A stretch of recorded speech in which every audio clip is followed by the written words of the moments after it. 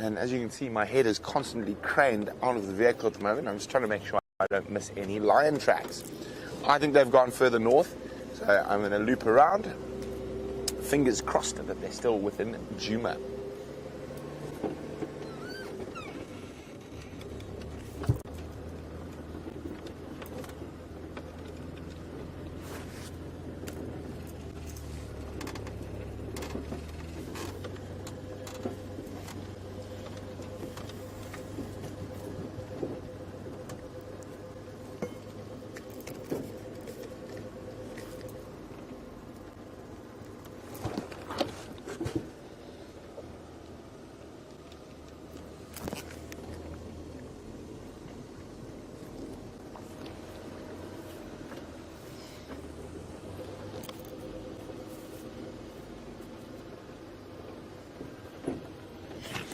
So, good morning for the second time, apparently. Welcome to a very misty Djuma private game reserve. Even though it's misty, it's quite warm. It's about 17 degrees Celsius, 61 Fahrenheit. Now, of course, I'm Brent, and I have Dangerous Dave the Dish on camera. And we have Ryan out on the other vehicle with Jamie operating as a GPS and Jean-Andre on camera. And we have the very vocal Geraldine in final control in my ear, as well as Chelsea. So remember, we're live in the middle of the African bush, and please send me questions. Hashtag Safari Live on Twitter, or if you feel like being a little bit more formal, pop me an email to questions@wildearth.tv. Now, thanks to Chris Rogue for all the updates on the lion movements during night. We had 5 lionesses on the Djuma cam, apparently chasing buffalo. And it sounds like, and from the tracks, it looks like they managed to jump on one, but not to kill it. And we're busy now checking around for the lions. And just got to talk to Aubrey quickly. Morning, Orbs. Apparently there was Ngada chasing Nyari in front of Vuyatela at about 12 o'clock last night. It looks like they went north up the Shkova in front of Vuyatela. Tax isn't out, so I haven't driven there yet. I'm doing Gallagher shortcut. Jamie's doing Vulture's Nest to Central and then Mvubu.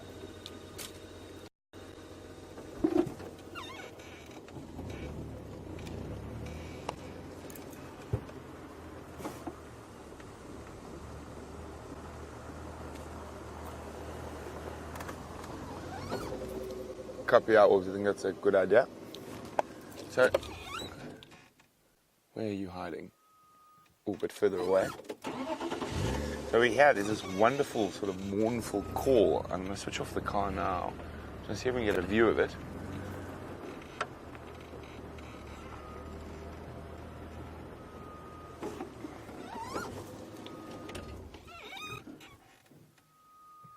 Can you see it, Dave? More important, can you hear it? Just hang on a second. Oh, there, I've got it, Dave. Let's forward a little bit. Okay, so on the edge of that bush there. No. Come out. Yeah. Just through there. I saw movement. So it's a wonderful call. You can hear it.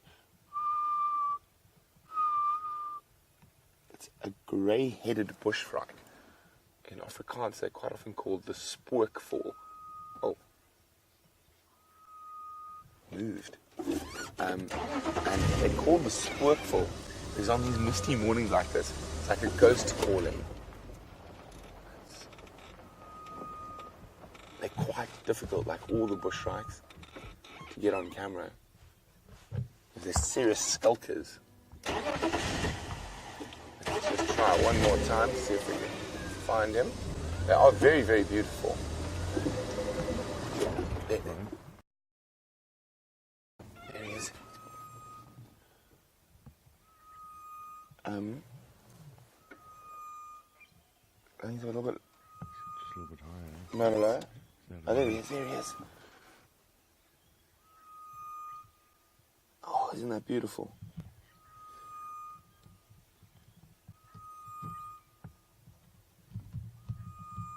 It's definitely one of the most awesome calls to listen to. in the misty morning. So, as I said in Afrikaans, spookvoël, the ghost bird.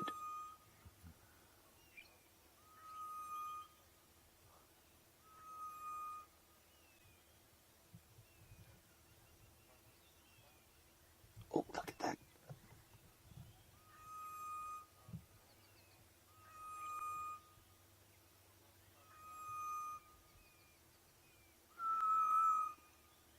Oh, it's just stunning.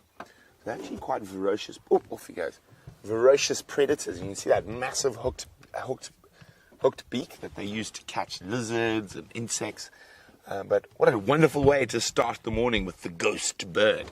So now, there's someone you haven't met yet who's just ecstatic to say good morning to you.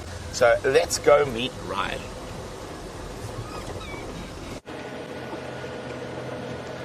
Well, a very good morning to all of you here at Safari Live. What a pleasure it is to be on this fantastic morning game drive with you. My name's Ryan De Beer, and joining us behind the camera is Jean-Andre, and my navigation system, as Taylor told you yesterday, good old Jamie. Hi. So, what a pleasure it is to be with you this morning. I'm so glad you found that grey-headed bushshark. It's a special bird to see. You don't often get to see one of those. You always hear them, hence their Afrikaans name, the spookvoël, which means a ghost bird. So we're on our way now to go look for some lions. Apparently lions were hunting buffalo around the Djuma area, and I'm super excited to try and find them. I actually have goosebumps at this stage. I'm a little bit nervous. This is my first time doing a game drive with Safari Live. If you have any questions, please remember to hashtag Safari Live on Twitter, and also questions at wildearth.tv. I want to hear everything you have to ask, and please, we'll see what we can find. So it has rained a little bit last night. We are quite excited. It hasn't rained in quite a few months, as you might all know. The smell in the air is somewhat unusual, as the spores get released from the soils as soon as moisture hits, and it's just a sign of refreshness and joy amongst the animals and trees and birds this morning. So Jamie's going to be telling me where to go this morning, so please just bear with me. We are on a new reserve, or I'm on a new reserve. You met Taylor last night, who gave you a splendid game drive, I believe. So I hope I can live up to your expectations. What a joy. So as we're driving, we are looking for some lion tracks, which I hope we will get to find pretty soon. The older tracks have been washed away by the fresh rain, so if we do pick up on any lion tracks, I will be sure to stop and let you know. So, what do you want to see this morning? Let me know, please. I'd love to have some feedback. I know for some of you it's early morning, late afternoon, depending on where you are in the world. But over here right now it's about 15 degrees, 61 Fahrenheit. Beautiful morning, overcast. We might get a bit of rain this afternoon, which we desperately need. I don't think we're going to get too much though, as this cold front passes over South Africa.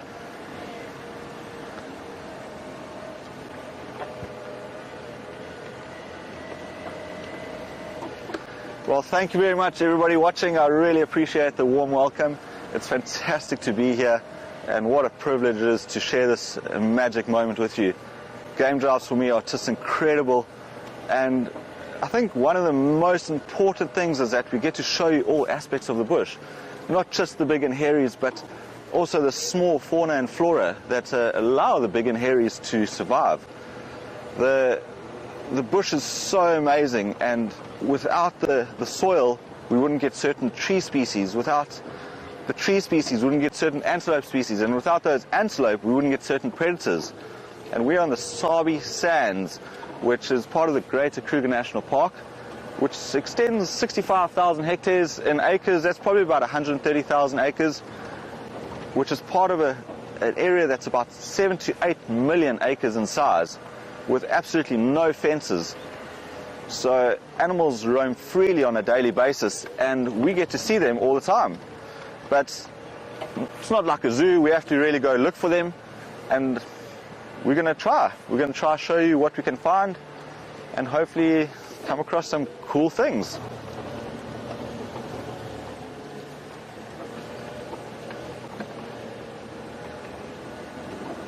So as we approach this drainage line, leopards love drainage lines.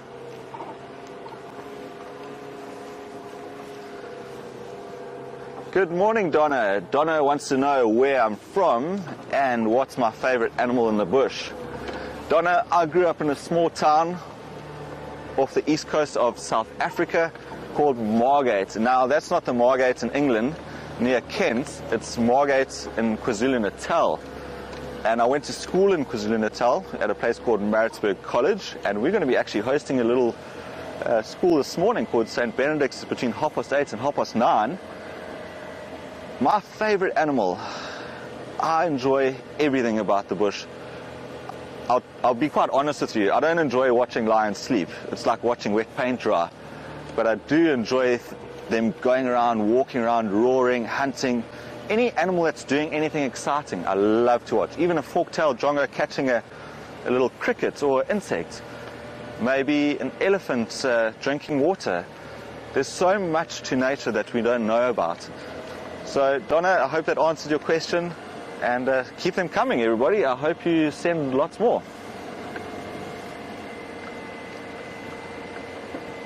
So, Jamie, where do you think these lions are going to be? I think they're going to be on Bush Road. Hi, morning. Don't put me on camera, I need to brush my hair. Well, I hope we can find one. Good morning, Jennifer. Jennifer wants to see a tiny baby elephant. Well, Jennifer, yesterday we had an amazing sighting with Taylor and Brent with elephants. And I'm hoping we'll get to see some this morning. It's very important that we get to show you what you want to see. So we're approaching Djuma Dam where these lions were yesterday. And we're going to look for these lions. But while we look for these lions, I'm going to hand you over to Brent and see what he has to show you. Enjoy.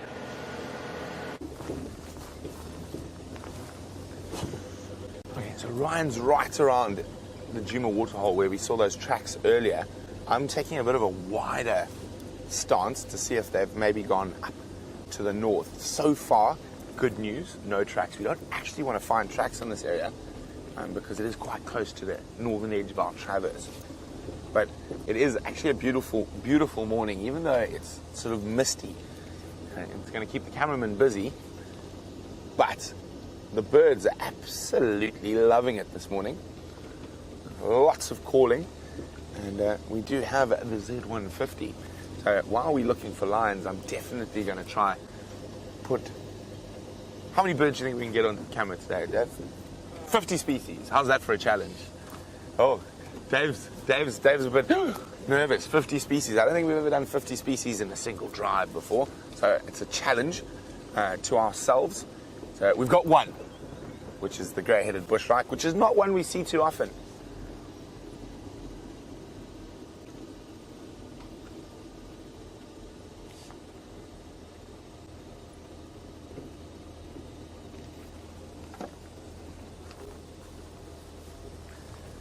Hi, Taffy in Washington State. And just 1 second. Kathy, sorry. Just getting a call on the radio. Nothing further. I'm on the shortcut from the shortcut to Buffelshoek. I'm going to check Buffelshoek to the east.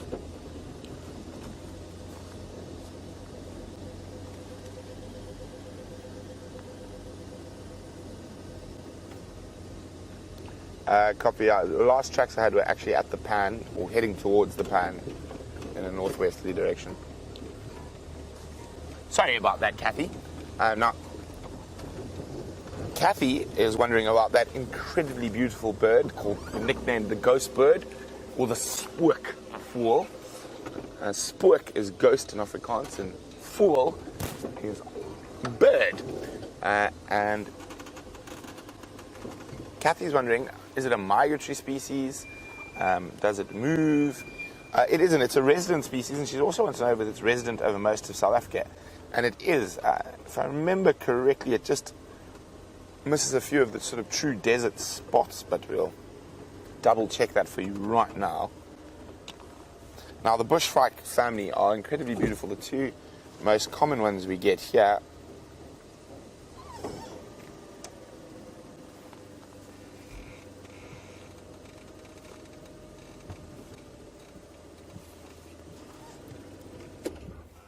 I'm just listening to the radio. So there we go. There's their distribution. They stick to the more moist areas. This is far more arid and dry. And there we go. So, copy, thanks, Orbs. We are about there. So there we go. That's the distribution of the grey-headed bushshrike. So the two bushshrike species we get here is the grey-headed, which is the one we saw this morning, and the orange-breasted. Now, one up, there we go, that one there. So both of them have grey heads and orange breasts, but you can see the orange-breasted doesn't quite have the same grey head and doesn't have that yellow eye stripe, or that the grey-headed as opposed to orange.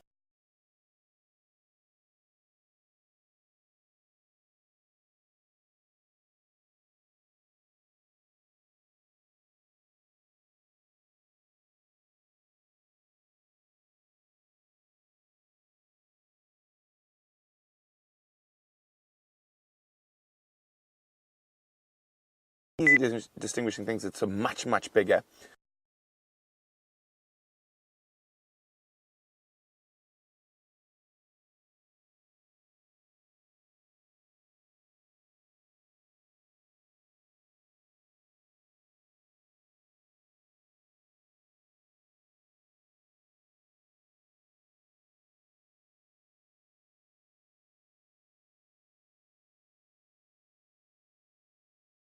Actually changed my route, and I'm going to head up towards Sydney and then make my way down the main access road into Vuyatela.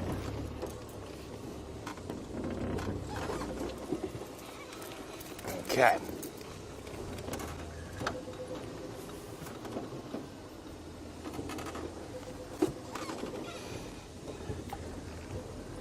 Hi, Diana. Diana's wondering about the bit of moisture we received overnight, and she says, is it going to make tracking more difficult or easier? Well, we didn't really, I think we probably didn't even get a millimeter, but it's sort of dampened. It's definitely put the dust down. So I'm hoping we do find fresh tracks, but it will make tracking a little bit more difficult. When it's really, really dry, the tracks are much easier to find. But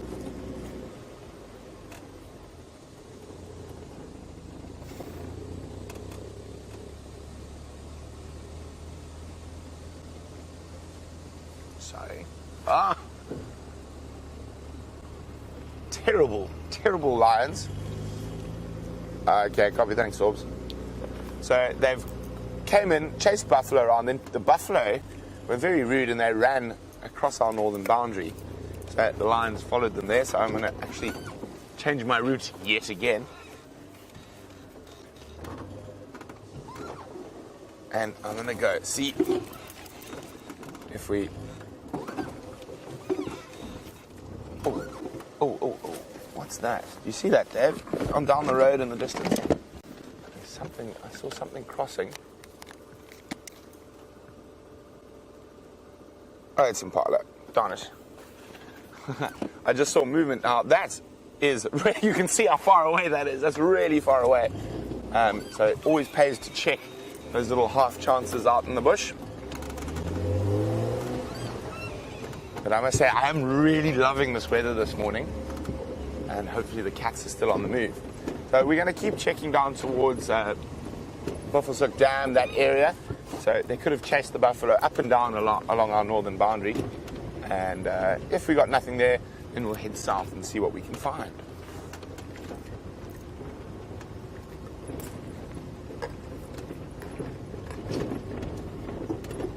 Oh. Whoa. Hello. It's not the best view. They are inside Buffelshoek, but it's quite a big herd of wildebeest. I haven't seen a nice big herd of wildebeest for a while. Here's one of this year's babies. That's how quickly they've grown. Now this tiny little bit of moisture will cause a little bit of flush on certain of the grass species. Not much, but animals like wildebeest, zebra, and all the other grazers are really going to take advantage.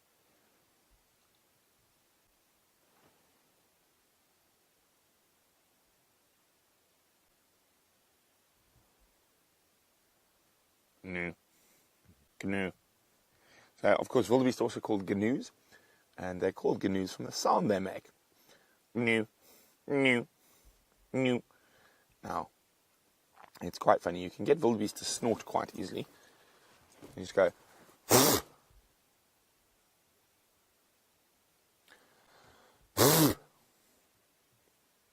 Are you supposed to snort back, Wildy? Obviously, my wildebeest is a bit out of practice. But a shame. We're going to leave them to carry on their grazing. And we're going to keep checking to see if we can find these lions. So while we head east down the Buffalo's Hook cut line, let's go find out how Ryan's endeavours are faring.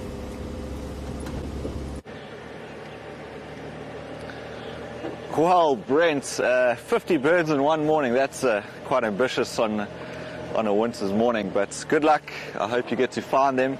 It's not impossible. I'm sure you will manage quite well. So this morning we are going to head in a southerly direction. I think those lines have crossed over. So let's go look for some more exciting things. One thing I wanted to emphasize on this morning was survival techniques. And at 8:30 to 9 o'clock, we are going to be crossing over to St. Benedict's. And I'm sure those little 8 and 9-year-olds would love to know how to survive in the bush.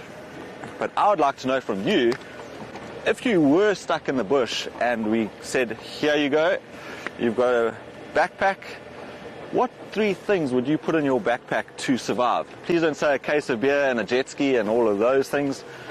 Just simple survival tools. You've got water in the bush, you've got food in the bush, everything else is out here. You'd be surprised at how many things you can find to survive in the bush. Remember that humanity survived in the bush for thousands of years before we developed iPads and iPods and so forth. And here's Brent. Let's see what he has to say. I wonder how far he is on his bird list. The grey-headed bushrike's always a good one. One bird that I'm really trying to see, and I've been looking for 7 years for it, is the gorgeous bushrike. Now that bird is incredible. In a few minutes I'll stop and just show you what it looks like. Morning Brent, morning Dave. How are we doing this morning? Where you going? Oh, we're just going to take a drive around and yeah, see what we can find. How's your bird list coming along? One. Oh, a bit ambitious. Well, we'll see. I think the most we've ever got is 35. So okay. It's worth the challenge. And we've got the super zoom. I'm going to terrorize Dave. Okay. Make him look for little things in trees all day. Well, good luck, Brent. Cheers, enjoy. Good luck. Danger, Dave. Enjoy. Good luck, Dave. So one's a good start. You have to start somewhere.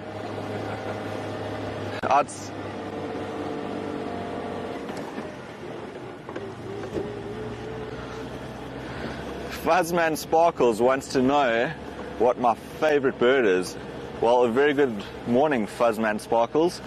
It's a very interesting username, and I hope you're enjoying the show so far. Birds are somewhat amazing. When I first started guiding, it was very difficult to get into birding, and a very wise mentor taught me that birding is something to move on past looking at the big game. And I don't have a particular favorite bird. I do like the bush shrikes, all of them, the gorgeous bush shrike, the grey-headed, the orange-breasted, even the crimson-breasted bush shrike, which is found on the northwest of South Africa. Now, if we're looking for birds in particular, let me tell you a story first before I get into this. I had a gentleman on my vehicle. He was on 4,200 birds, and he came to South Africa to look for another 50 bird species. So we managed to find him around 30 of those 50 that he was looking for. So it's a challenge. It's something that you're always looking for. And if you've got a bird list at home, keep it going. I know some of you are on over 230, so hopefully we can find you some more birds. My favorite bird, or the bird that I'm trying to look for the most, that I've spent probably the last 10 years looking for, is the African pitter. Now, the African pitter has been seen in South Africa once or twice. It's more towards the equator, so it's an equatorial bird found in the foresty areas. And I want to stop for a second and just show you what this beautiful bird looks like, because you actually won't believe the coloration it's got on there.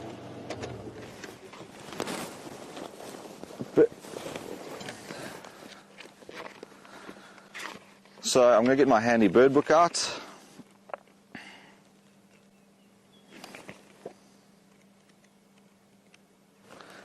Now, if you have a look over here at the bottom right, there's actually two of my favorite birds on the page.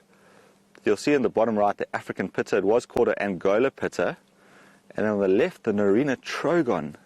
Now, a lot of people come to South Africa just to look for the Narina trogon. It's got this beautiful iridescent green with this red pigmented sort of belly.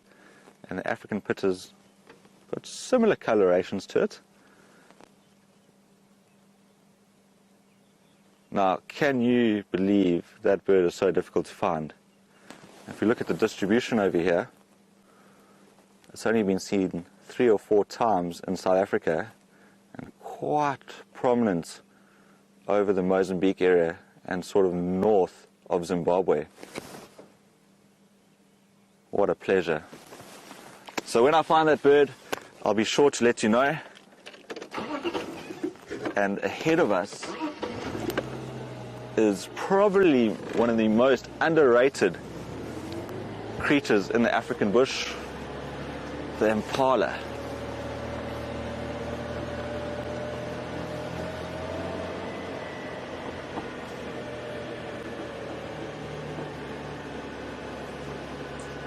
We're going to pull up to these impala and just have a look.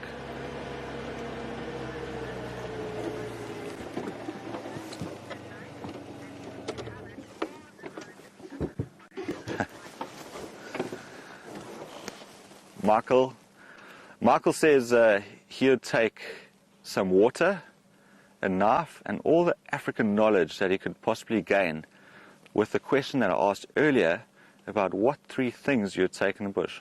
Well, Michael, knowledge is key to survival, I think. If you don't know what to eat or drink or how to get it, it's not going to be very helpful, is it?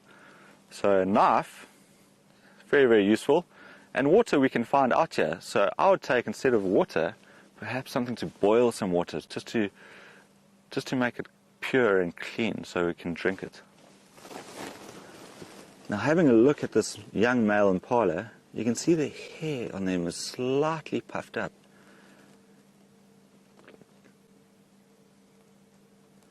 Have you ever got really, really cold? What happens to your skin? You get goosebumps, don't you? So you'll see the hair on this has expanded, and that expansion allows the warmth to stay within the body area. It's quite a diverse herd here. There's males, females, youngsters. If we have a look at the females on the right there, Jeandre is just going to zoom in for us. See that popping through? A lot of these females will be pregnant right now. The rutting season happens around the first week of May, normally during the first full moon. And they're moving off quite nicely. Oh, Jeandre, have a look on the right here, them jumping across. Oh, goodness gracious. Oh.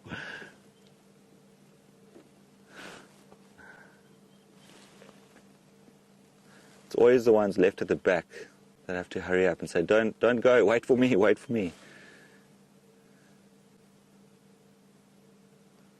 We're going to leave these impala. They're heading into some thickets now. What's your favorite thing about an impala? I want to know.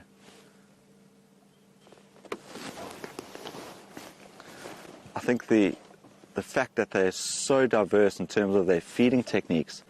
They can eat bush and grass, which allows them to survive in just about any ecosystem in South Africa. Now, in South Africa, we've got a very, very diverse ecosystem. The area that we're in at the moment is predominantly savanna. Now, savanna takes up 1/3 of South Africa's land area, and that's quite a large area, considering that if you're from America, welcome. Texas is about the same size as South Africa, so if you've ever driven around Texas, you'll kind of get an idea. You can't just scoot down to Cape Town in a few hours. From here to Cape Town will take you probably about 18 to 20 hours to drive. So it is a huge, huge area, and we're in the far northeastern side, where savanna is very, very prominent. And impala love it, but they'll also live in a grassland area. I've seen them in Albany Thicket around the Eastern Cape. And perhaps if you had to put them in Fynbos area, in the Cape areas, they could possibly survive, but I don't think as well as what they do in the savanna. Right, let's carry on. Let's try pick up some tracks and see what we can find. Oh, I've dropped my microphone piece. I'm just going to chuck this into my pocket quickly. I hope you can all still hear me in the control room. So this morning on controls is Jerry, and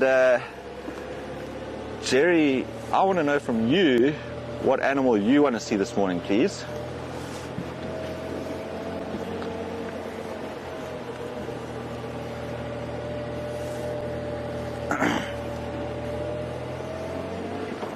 A lot of people come through to the bush in Africa thinking it's this dark, deep, dangerous place. But to be honest, animals are a lot more shy of us than we of them. So when we're driving around and we see a lion sleeping in the bushes, everybody's like, oh wow, isn't that going to get in the vehicle, or is it going to attack you if you walk around it?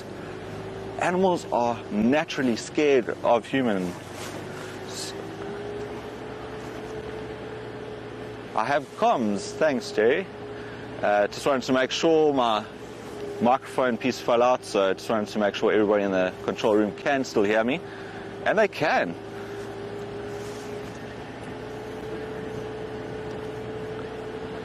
So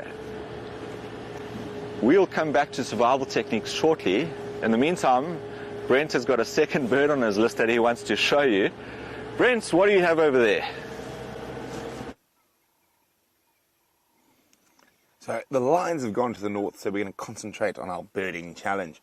There we go. Number 2, slightly damp magpie shrike.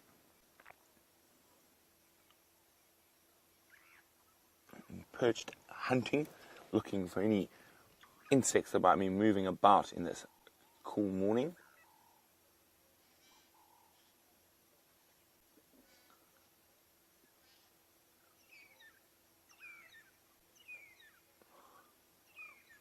And we can hear quite a few other birds. I'm just trying to see where they are. There they are. And we can't turn down any opportunity to get a species. In that big tree at the back on the right, you see it there? Yeah. There we go. Noisy Birchall starlings. Also looking a little bedraggled this morning. There's a pair of them. So, of course, my attention span is terrible. So, you guys out there watching the live safari, you're going to have to keep the numbers list for me. Otherwise, I think if we go beyond 3, I'll forget. So we're right at the edge of my limit of counting. Oh, but I do hear another bird. A noisy bird, making lots of noise up ahead. And it's an arrow-marked babbler. So let's see if we can find them. Now, trees like that over there, we're going to have to keep checking today because some of the jackalberries are fruiting already. So always a good spot to get a few species of birds.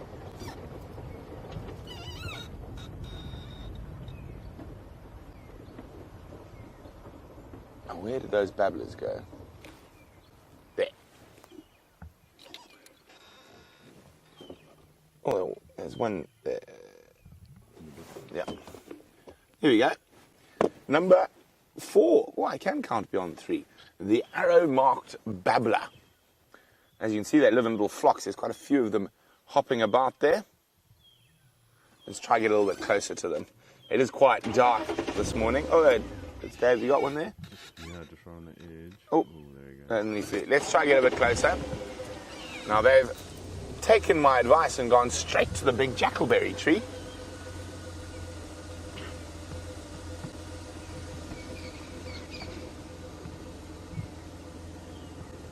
Oh, they're hopping about, but they're quite high up there. And as I said, it's a bit dark and morbid looking today, even though it is great birding weather. Birds love these cool misty mornings. And you can see there's a lot of preening going on at the moment, getting rid of the dampness from the night.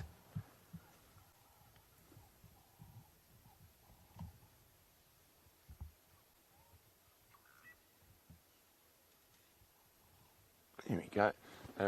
Arrow marked babblers. Bird number 4. Now, of course, we're not only looking for birds, we're looking for anything that might be out here. But if you do have any questions, hashtag Safari Live on Twitter or questions at wildearth.tv.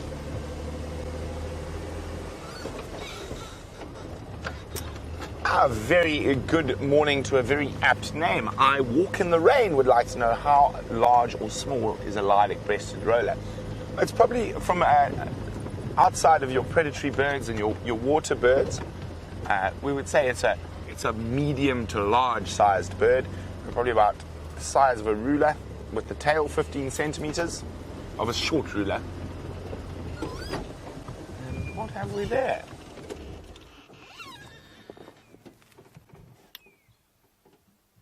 Good morning, Cape Turtle Dove. Very puffed up, looking a little bit displeased with the weather. Now, they prefer nice, bright, shiny weather, the doves. They like to walk around on the ground. Oh, we can hear some francolin calling, but unfortunately we can't see them. I'm sure we will see some later, though. Now, that's probably one of the most common bird species we get here in the Sabi Sands, the Cape Turtle Dove. Oh, sorry about that. Dave had a bit of a camera mishap there as he was trying to zoom out. So if you feel like someone's been shaking your head, it's exactly what I feel like looking at my monitor. Okay.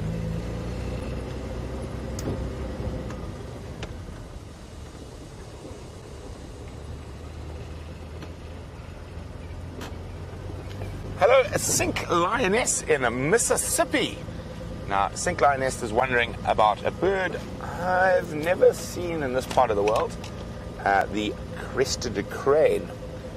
And she would like to know whether they're aggressive.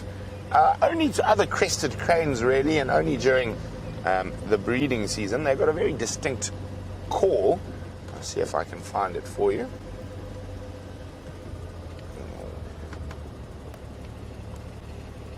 I need to put the sound on because otherwise Siri tries to talk to me when I occasionally accidentally push the thing down. Okay. Crane we want to see. And crested cranes are absolutely... Well, I think what we're actually referring to is a crowned crane, but I know they call them crested cranes in some parts of East Africa. There we go, a grey crowned crane. And very distinct call.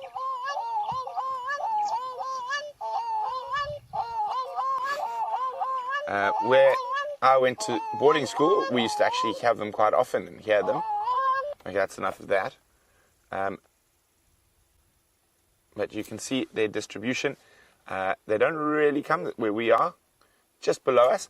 They tend to stick to moister areas, so you can see the high rainfall zones and areas of a lot of water like the Okavango Delta and the Caprivi. There we go, the grey crowned crane. And there are two different types of crowned cranes in Africa. You get the grey crowned crane, which is in southern Africa, and then you get the northern crowned crane, which is of course further north.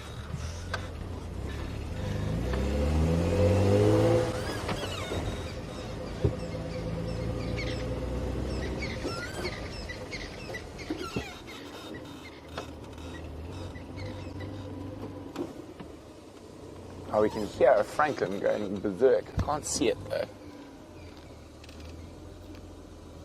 always pays to double check. That, I think he's a bit far from the road for us today. Okay, let's carry on. Now, one of the really, really awesome francolin species, the two of my favorites we get here, is the Shelleys. And, hello, those are old lion tracks. The Shelleys, I think this is where they came from last night. There's the whole pride walking down the road. The Shelleys and the Coqui francolin. And in this very dry weather with not a lot of ground cover, they're two of the harder ones to see because they like to skulk. And I am hoping that we spot those, but I did spot something. It is unfortunately not something to add to our list, but since we're doing birds, it's quite interesting. Now, normally, you see it there, darling? Yeah, the nest. Now, I'm trying to see, normally around a little nest like that, there should be a paper wasp's nest. It looks like a little blue waxbill nest, and unfortunately no one's at home. So they build their nests next to wasps, and it's one of their defense mechanisms. And I'm pretty sure maybe on the other side of that nest there's a paper nest, a paper wasp's nest as well.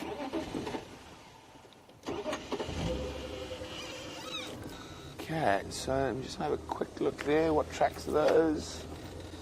There's a Howard, there's a hyena.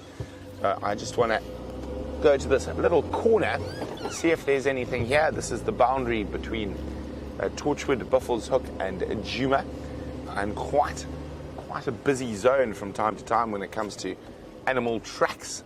But it looks like it's been quiet overnight. So while we continue our endeavours to see what else we can find here in the African bush, let's go see how Ryan's doing, and he's up to the west of me.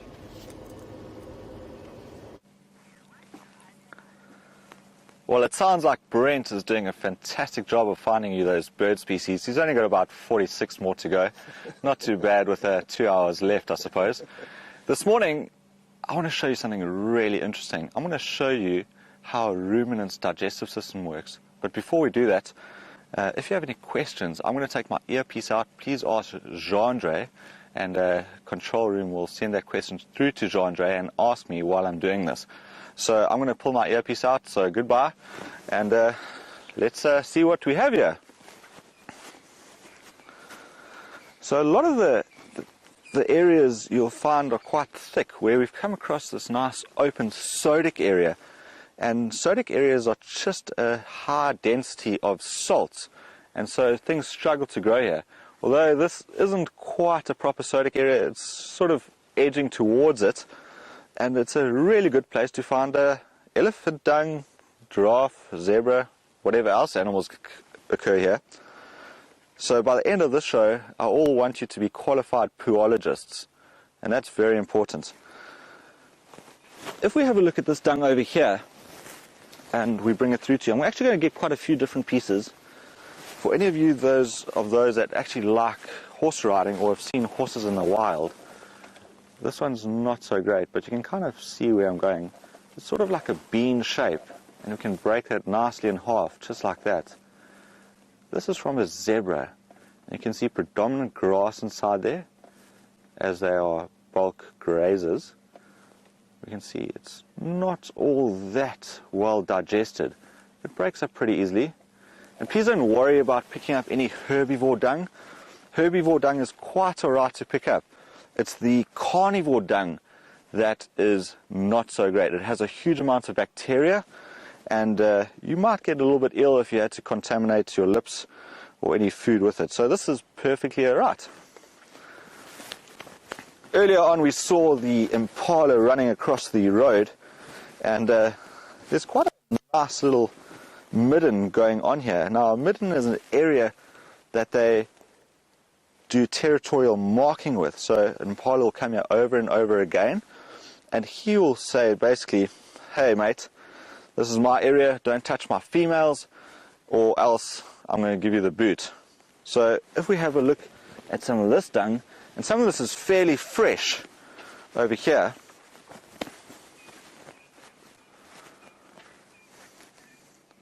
you can see somewhat cylindrical. Well, they're all cylindrical, I suppose. And this is quite fresh. And have a look at how fine this is over here. Now, the reason for it being so fine is because they have adapted a special type of stomach to make sure that they absorb up to 60% of what they eat. Unlike elephants or rhino, that only absorb about 40% of what they eat. And yesterday, Taylor was showing you the nyala and how they regurgitate. And I'm sure some of you saw that sort of peristalsis going up and down the throat. And that's how they take it from their main stomach, chew it again to make it finer and go back into the main stomach. And now I'm going to try to show you. And please excuse me if you can't see this all that well. Jean-Jay will let me know, and we'll try something else later. I'll probably draw it for you. So now I need a stick. There we go, this one will do. Jean-Jay, how's this over here? Is that okay? Come a bit closer. How's that? Even closer. Even closer? Yeah. Okay. So if we talk about the throat, the animal, excuse my drawing, so that's the head of the animal. That'll go down the esophagus. Now the esophagus has these wave-like movements that push the bolus or the food down in a wave-like movement, like I just said, into a major stomach over here, which is not the true stomach, called a rumen. Now the rumen is like the engine of the stomach system. It'll go down, and all the pieces, the bigger pieces, will sit at the top here. At the bottom of the rumen, there's the thing called a reticulum. Now the reticulum has this sort of sieve-like structure, and all the finer food that has been chewed properly will go and pass through this tiny little sieve-like structure. The top pieces will get regurgitated back up and chewed again until they're fine enough to pass through here. And then it goes into the intestine. And the intestine goes like this. I'm sure you all know that. And in the intestine, there's two other stomachs called a reticulum. And I've gone completely blank on the other one now. And the mason. The reticulum is the true stomach of the animal. And so this is where most of the digestive sort of happenings will take place. And then it'll pass out and it'll end up just like this over here. And we've got some wildebeest dung, some of it a little bit clustered together like this. You can see they're a little bit more irregular than the impala, which is broken apart.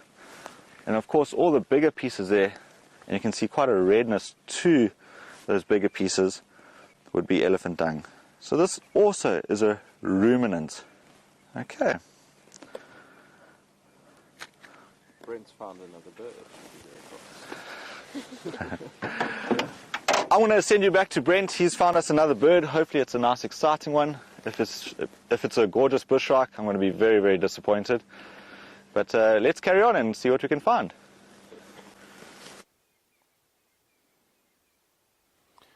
There we go. Not a gorgeous bushrock. I think all of us would be jumping for joy if we find a gorgeous bushrock in this part of the Sabi Sands. But there we go. It is a bateleur. So a member of the snake eagle family. And of all the birds, the raptors are going to, or the big raptors are really not going to be huge fans of this weather. They're waiting for it to warm up so they can catch some of those warm thermals. And even like the little birds, doing a bit of preening, sorting out the feathers. They are exquisite birds. Incredible eyesight as well. They are experts at finding carcasses, and they often spot them far before vultures. They do fly at a lower height than vultures. And often vultures, if they see a bateleur going to ground, they know there's something good there.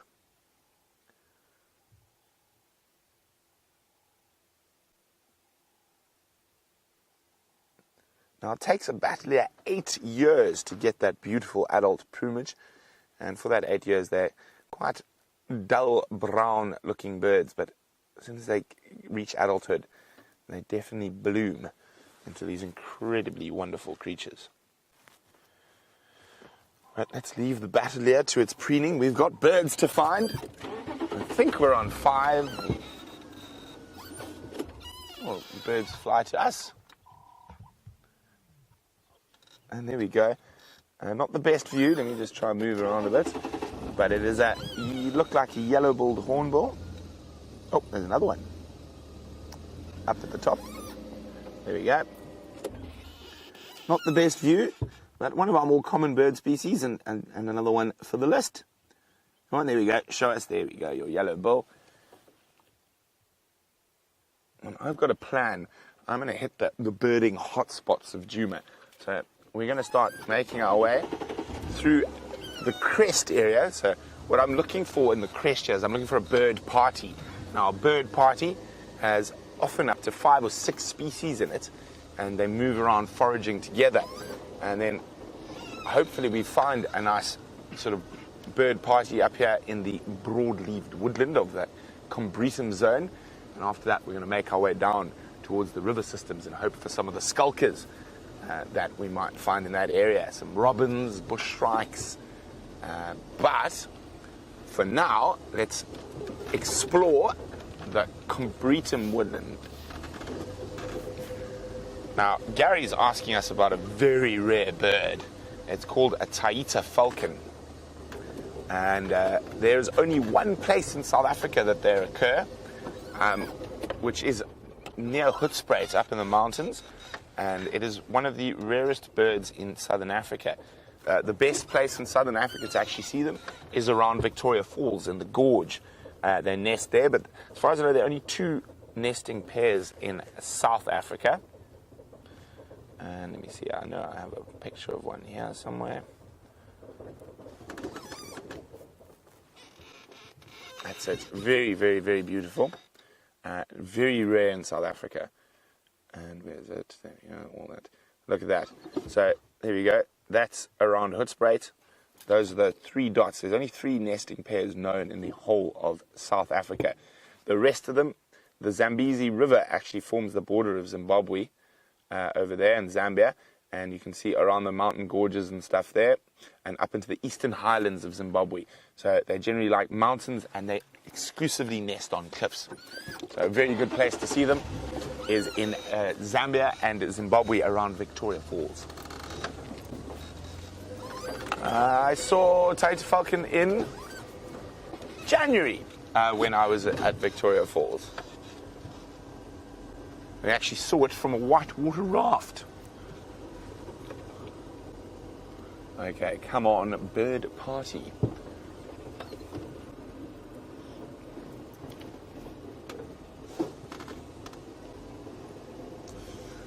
Hi, Jen, or Gen B. Jen says, if a Battalier takes 8 years to become an adult, how long do they live for? Jen, they live for about 40 years. A very long-lived bird. Let's just quickly check for any tracks. Now, it seems when I start birding, Karula pops out, just to thwart my bird list. So, fingers crossed that she does that today. Ooh, what's that down the road there? But we don't have any tracks yet. She's been a bit scarce since I've been back. I thought I saw something. I did see something, but I think it's a bird we might already have on our list. And it is indeed the yellow-billed hornbill in that dead tree there. And a better view, so we will stop for a quick look. Also doing his morning preening. Oh, but Dave, behind the yellow-billed hornbill. Oh no, don't fly away! No, come back! Where are you going to land? Was an African grey hornbill. Yes. I've been told by Final Control that that did not count. Okay, so let's just try and find that African grey hornbill. Hopefully it hasn't flown off too far.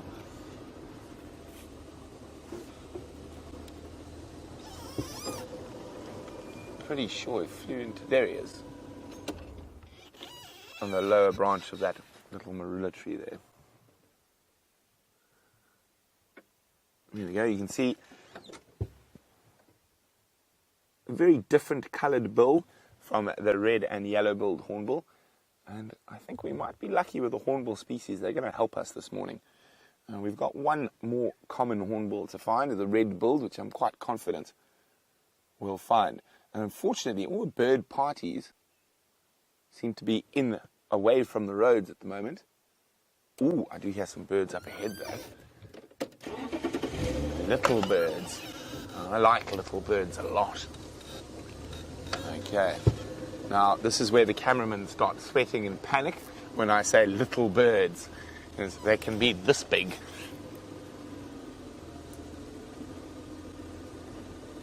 Okay.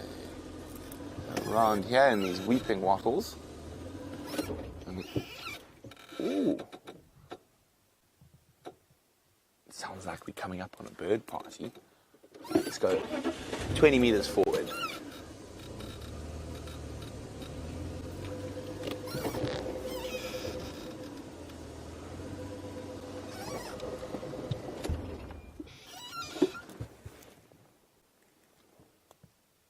What do we got there? I can't really see at the moment. A little bit up depth. There we go. Oh, that's a good one. I'm hoping it moves into a little bit area where we can see it slightly better. But I just got a brief glimpse of the face. There it is. And it's a very distinctive face. Now, oh, come on. You think forward or back? What do you think, Dave? Back. Oh, it's going to move. But I'm actually going to let you guys ID this one. Sorry about all the... Oh, no. Wait, they're still there. There's a pair of them, actually. Oh, I don't think we're going to get a view. Anyway, there was enough to ID there. So, and I see a bird party up ahead. So there was enough to ID that. If you know what bird that was, it's going to be a bit tricky. But send your answers through to questions@wildearth.tv or use the hashtag Safari Live on Twitter. Okay, here we go. There's some birds up to the left. I can hear quite a lot calling as well. So we found a bird party up in the sort of broadleafed woodland. We've got arrow-marked babblers, which we've already seen, but I'm just going to try. I saw another bird. Where did it go? Let's just switch off for a second.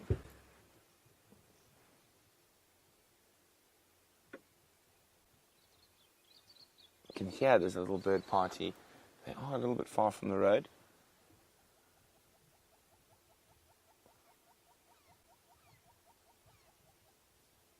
Where are you? Oh, dear. They're playing tricks with me. They're just a little bit too far, even for the super zoom. But we will keep up with our endeavor. I'm hoping to find a bird party that surrounds us. Now, there's a couple of species we're looking for, especially in this area, and it's going to be the scimitar bulls, your wood hoopoes, and southern black tit, crombecs, maybe if we're lucky in a pallas. So there are lots of species to look for in this area. But quite often, as I said, they move in bird parties, so you go through quite large gaps without those little birds all frolicking about.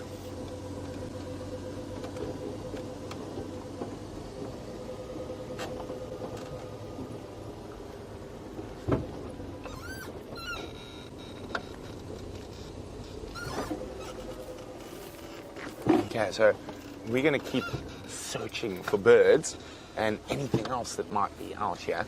So wait, we're just going to get one in the bank quickly before we go back to Ryan. And it is one of our more common species. Got him there, Dave. There we go. Oh, no, there's another one out in the open to the... Oh, there's two. Okay, wait. Come out. So you see the fork-tailed drongo? Go to the branch, the main stem of that tree. Go down And I'll zoom center frame. There you go. Haha, blue waxbill. Little blue waxbill.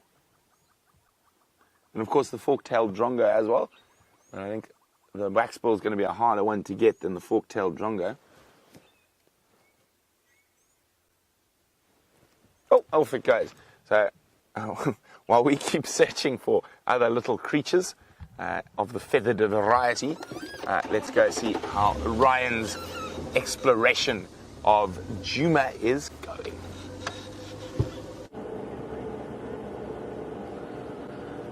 Well, a very good morning. If you've just joined us, Brent is in search of some birds. He has got 50 to find this morning. He's on 11 at this stage.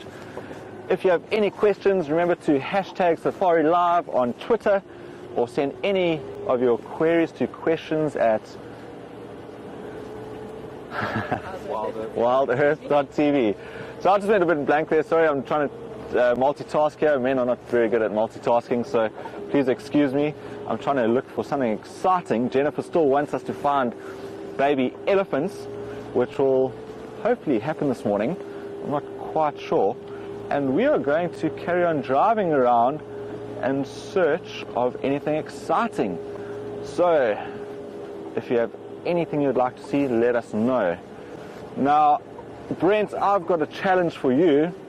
I would like to see a ground hornbill. You've seen some yellow-billed hornbills as well as grey hornbills. So a ground hornbill is a very rare species to see.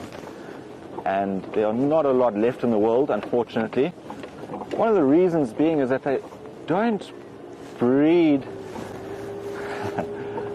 they don't breed very well. They only have 1 to 2 chicks every 7 to 9 years. And if any of you have ever seen a ground hornbill, it's a lot bigger than its distant cousins, the yellow-billed, red-billed or grey hornbill. It stands about this sort of high, and it's got this extremely long beak with this massive red pouch in the bottom. And in Shangaan we call it a... Just 1 second, I thought I heard something there. What was that?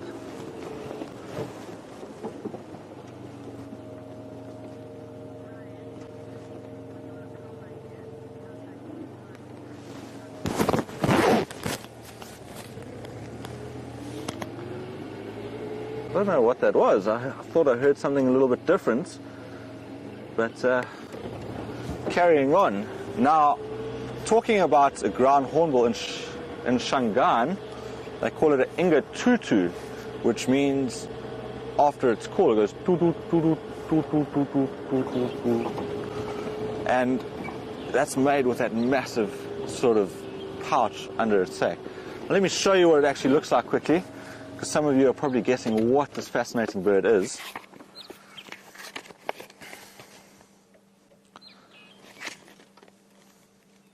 We generally find them in groups of 5 to 6. Reason being is that there's an alpha female and an alpha male that do the breeding, and then they have about 3 or 4 males that help look after the young. Now these males will stick with them for the rest of their life and allow the alpha male and female to breed every 7 to 9 years. The females will move off and they'll go and try to find their own little sort of clutch of hornbills. But you can see this massive red pouch over here that they use to make that sound. And the female's got a bit of blue under her pouch, which is not nearly as big as the male's, and that's because the males do all the vocalizing. Typical ground hornbill gets its name because it's always on the ground looking for snakes, beetles. It'll even eat carrion from a carcass. So they are very, very diverse creatures. And this typically would be a good area to find them. They do prefer open areas, but being savanna, you can find them almost anywhere.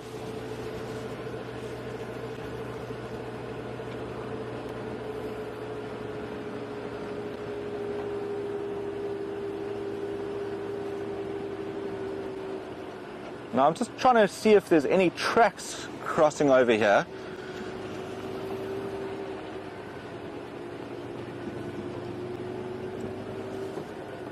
not much happening here. There's an old lion track, relatively old, and some old buffalo tracks, but nothing too fresh that we can follow up on. Now, Arcadia is asking what classifies this area as savanna. Now, Arcadia, very good morning to you. It's great to have you on our show. Arcadia, it's all done under types of, I'd say, ways that the bush grows. So, for instance, this is a mixture between trees and grass, where something like grassland would just be completely grassland with 1 or 2 trees.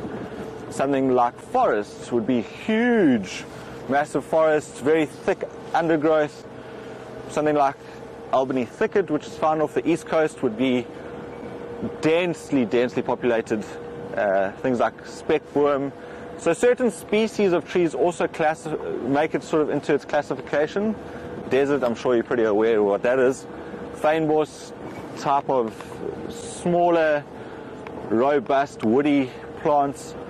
And then if you go into the Karoo, you get Nama Karoo and Succulent Karoo, and that comes after its name, succulents. So that's what classifies savanna, is a different type of species, as well as a mixture between trees and grass. I hope that answers your question.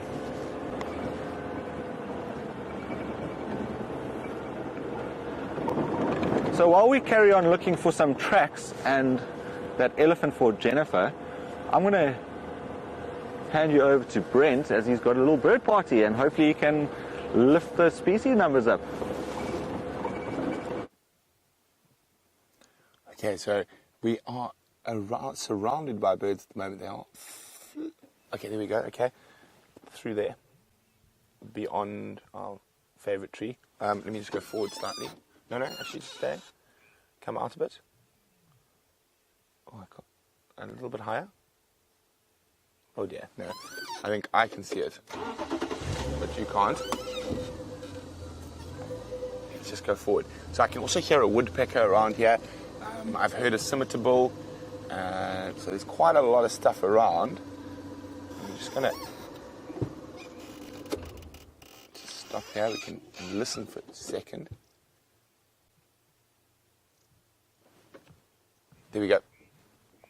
There we go. That's one of the specific birds we've been looking for in this area. The southern black tit. Whoop, off it pops. Now, there's quite a few other birds. We just have to be a little bit patient and wait for them to show themselves to us. Have you got something? Oh, what have you got in the background there? Oh, it's the southern black tit. I can hear a little crombeck.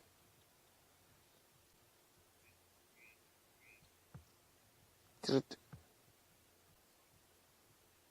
at least we got the southern black tit out of this bird party. Now that was one of the specifics we... Oh, there we go. Okay, on the ground. There, in that little bush, something flew there.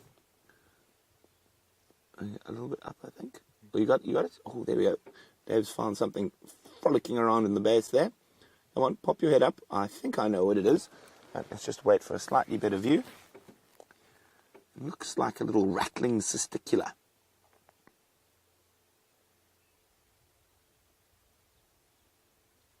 Well, we can't be sure yet because he's hiding in the base.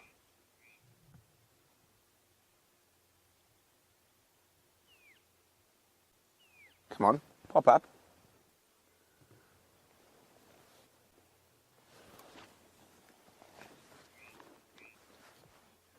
Well, a really, really great answer from Bridget in Johannesburg. It was a very difficult bird, that bird quiz. It was a Karachani thrush, and that is a very difficult bird. And that little rattling cisticula is not playing along, but I'm quite sure we'll find another one at some stage. So I'm just going to move forward. Oh, Dave's got something. Oh, there we go. Well done, Dave. White helmet shy. Oh, there he goes. Well, not the best view we've ever had of one, but definitely one for the list. Let me see if we go forward or back. Oh. Here we go. Oh, Murphy's Law. Now, they're also very commonly members of these bird parties. So I think there's quite a lot of action going on just beyond.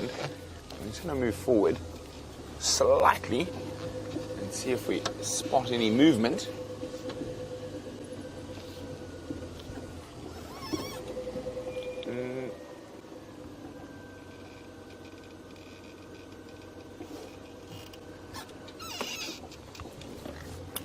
Okay, we're going to keep moving on. I think that bird party's moved a little bit further off. Hi, I think Lioness would like to know, have I ever seen a pygmy falcon and what are they like? Well, isn't that quite a good question, since I'm still on the falcons on my book, or I suppose it's not a book, it's a digital version of the book. I'm trying to find one for you now. Oh dear.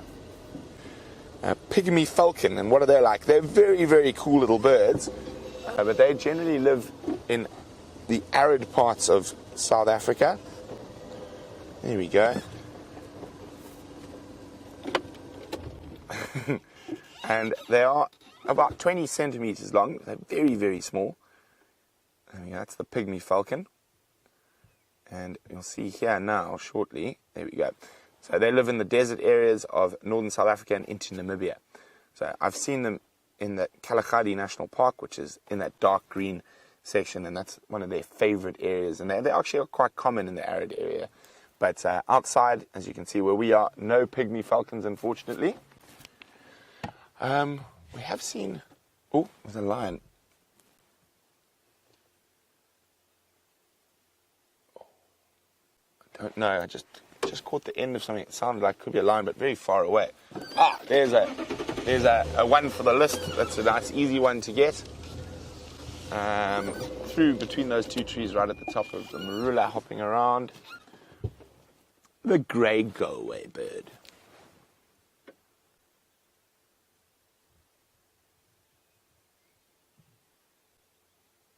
I'm just listening, to see if we can hear another bird party up ahead. The birds are really vocal this morning. I'm going to give the broadleafed woodland a bit of a break. Maybe we'll come back. We'll definitely come back through it at some stage. But we're going to now head down towards the Mawati river system and see if we can get some robins or other creatures like that like the thickets around little riverbeds.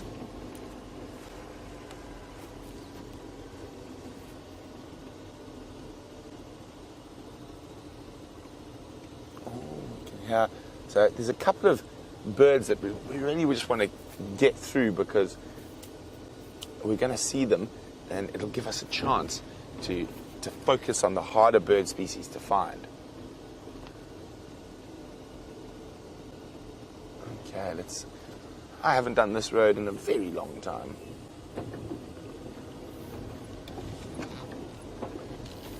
So Michael's wondering about owl species and how many species we get in the Sabi Sand and which is my favorite. Well, Michael, let me just think. We get Verreaux's,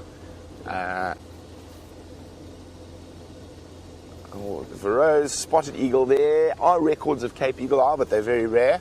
There's even records of Pel's fishing owl, but they're very rare. We won't get them up here. It'll be around the rivers. There's barred owlet, Scops owlet, pearl spotted owlet, and white-faced Scops owl. I think that's all of them. So 7. My favorite is the white-faced Scops owl. They're really, really, really pretty to look at. And I can hear some birds making noise. And, it's magpie shrikes. We've seen those already. Let me just see if I can find the owl for you.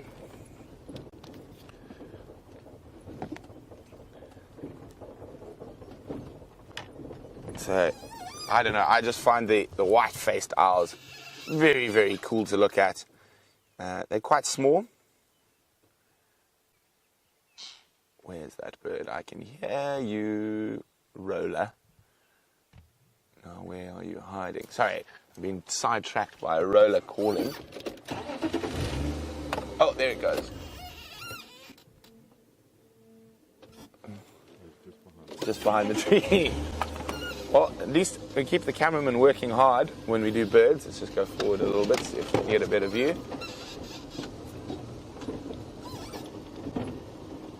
see him, Dave?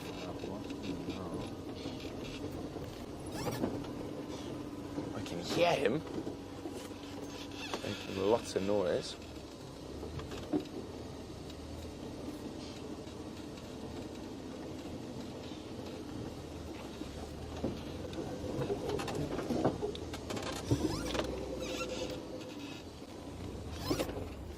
Got it. Dave's got him.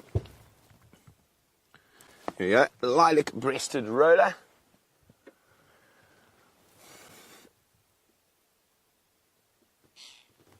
Beautiful bird with a not so beautiful voice.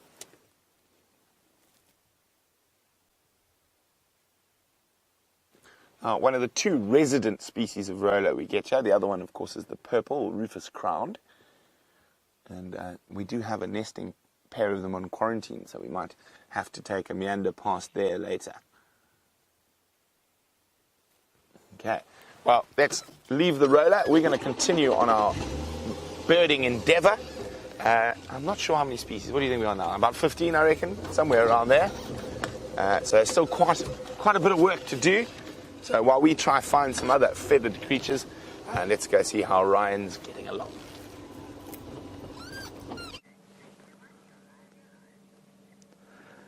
Well, getting back to survival techniques, we are looking at a really interesting tree that is probably going to give you something quite nice in the morning. It's called a weeping boerbean, or a Scotia brachypetata. Now, the Scotia is very well known for its huge beans that it produces. Now, any of you coffee fans out there, this is something that you could use to survive in the early morning, just to get you up and about like most people do, I think.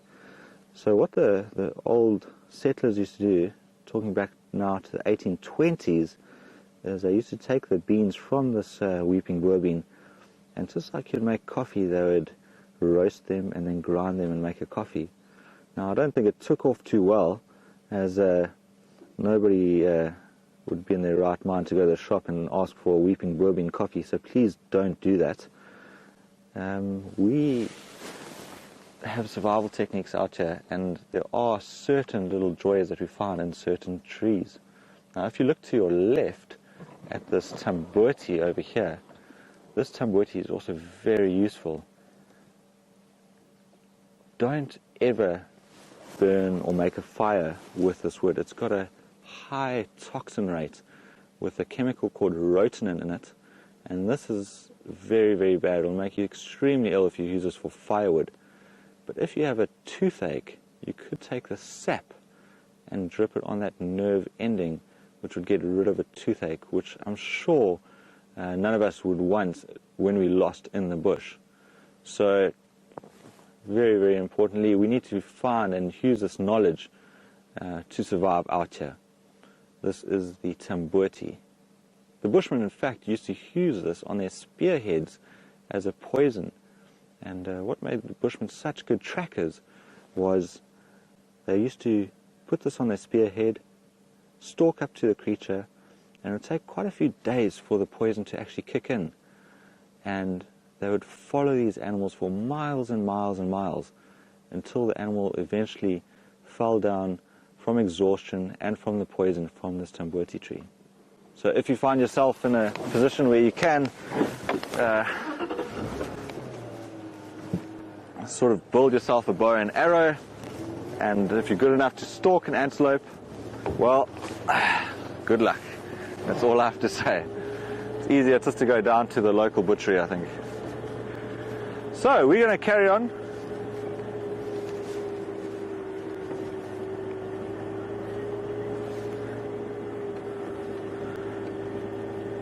So earlier I asked what 3 things you'd take with you to survive out here in the African bush. And Maggie M, a very good morning to you, Maggie, from Australia. I hope it's not too cold down that side of the world. But a Swiss Army knife, great idea. That thing can do so many things for you. A ball of string and a first aid kit. Well, that is most certainly useful if you're looking to survive in the African bush. Now, later on at 8:30, we have St. Benedict's joining us from Johannesburg, and I'm actually going to teach you how to make some string or rope with a certain tree out here. And it's almost as good as you'd buy it at the DIY store in your local town. And many more survival techniques to come as we're driving around the Djuma concession in the Sabi Sands, which is part of the greater Kruger National Park. My earpiece has just come loose, so I'm going to put that back in, otherwise Jerry won't be able to talk to me. It's fascinating how we can just drive around, and I know we haven't seen a lot of antelope species this morning, but that's the beauty of it. If we had to see everything on a daily basis, how boring would this place be? It would just be like a zoo, and we are far from a zoo. We have to drive around for ages looking for these creatures this morning, which is perfectly fine. Some mornings you might drive for the first 10 minutes and see everything. So we don't want that every morning. We want to stay excited, entertained, and of course intrigued by these animal species. Brett's doing extremely well. He's over 14 species now of birds. Oh, look here, look here, look here.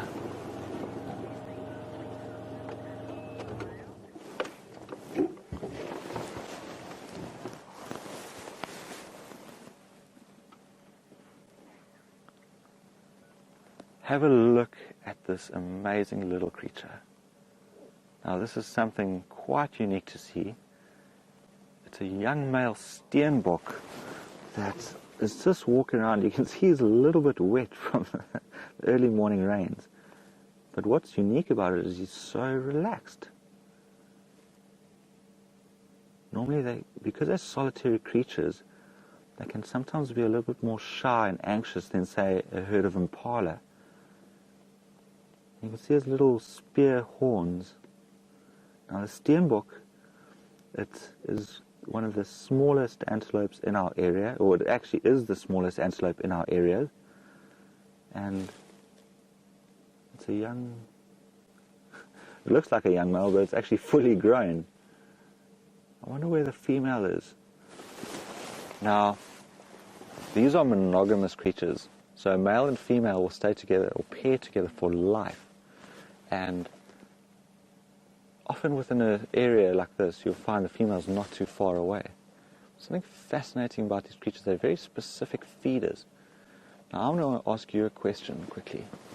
If an impala weighs roughly 50 to, well, let's talk about the females, 30 to 40 kgs as a female, and a steenbok female weighs between 6 and 12 kgs, an impala's gestation is about 6.5 to 7 months. What do you think the gestation of a steenbok is? Now think about it. They're solitary. They eat specific types of vegetation. So is it longer or is it shorter than that of an impala? Let's drive around the corner. Let's see if we can find the female.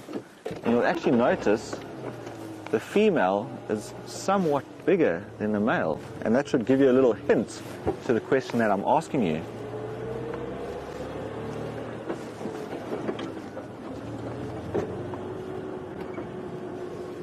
Let's look carefully. They're so well camouflaged.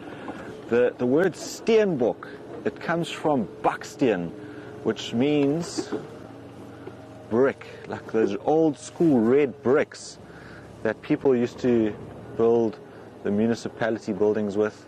Sorry, I have to see something a little lighter than normal. It could just be a little termite mound. Just want to have a look with my bins here quickly. Can you see that there? No, it's actually just a leaf. It almost looks like the rear end of some small cat.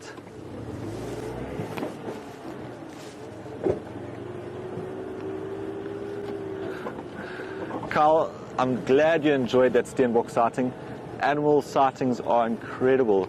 Something as small as a steenbok, which you don't get to see every day, it's quite nice to spend some time with. And that's the beauty about my job. There's no rush. There's nobody saying, I need to be here or there at any single time. We're just driving around enjoying what we do. So, Carl, I'm glad you enjoyed looking at that steenbok.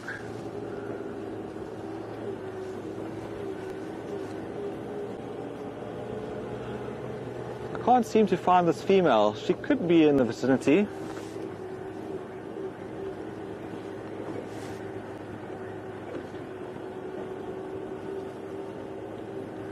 So earlier I said, what is the gestation of a steenbok? And you're not allowed to Google it either. That's just cheating. And Dave says 4 months. Dave, it is a little bit longer than 4 months. It's almost 6 to 6.5 months. And why I say 6 to 6.5 months is purely because depending on the area that they're in will determine certain species gestation. So why do you think it is long, or that same gestation is of an impala? Now, one of the reasons being is that because they're solitary creatures. Oh, fantastic, sorry. Ah, there we go. Dave, I'll get back to you on that question. Have a look in the distance there. Just want to go a little bit forward. How's that for you, Chandra? Jennifer, look what we have here. We have just found an ellie. And it is a spectacular sighting with the sun piercing through this thin cloud, and it has even started to rain. In South Africa we call this a monkey's wedding. I'm not quite sure why they call it a monkey's wedding. Hopefully I'll be able to answer that for you a little bit later. Let's head around and see what this ellie is up to. It looks like an elephant bull, not a baby, but still an elephant.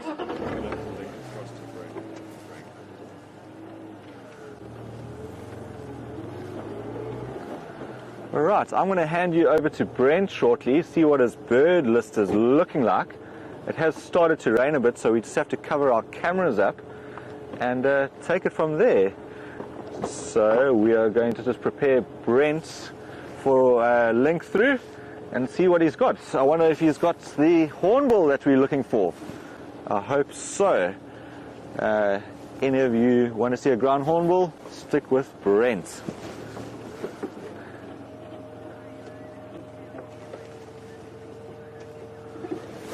So I've just heard Brent has got a signal problem.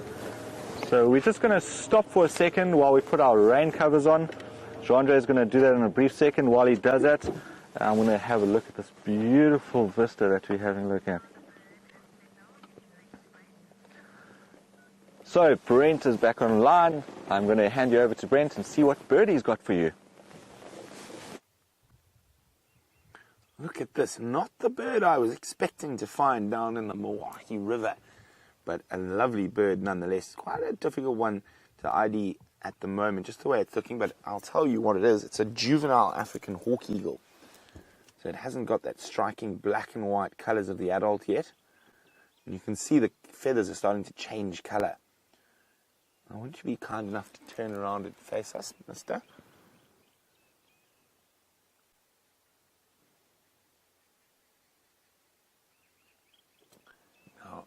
African hawk eagles are great hunters of other birds.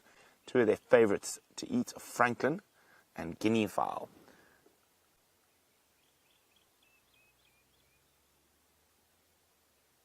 And you can see, but like a lot of the birds we've seen this morning, a bit bedraggled, preening, trying to get some of that moisture out of their feathers.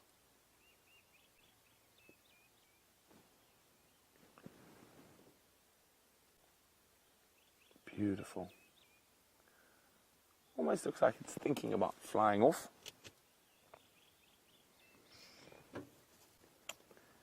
This is bird number 16. There's still lots of work to do, but we're in the right area to do it. Oh, I hear a robin. Oh! Oof. Fluff, fluff, fluff, fluff, fluff, fluff. Oh, you're going to fly, mister. Now, if he does fly, you'll hear all the other birds have a panic. As I said, they're great hunters of birds. Oh, off he goes. Listen, listen. Wah, wah. All the great go-away birds panicking. Okay, I can hear a robin calling just up ahead, and I'm hoping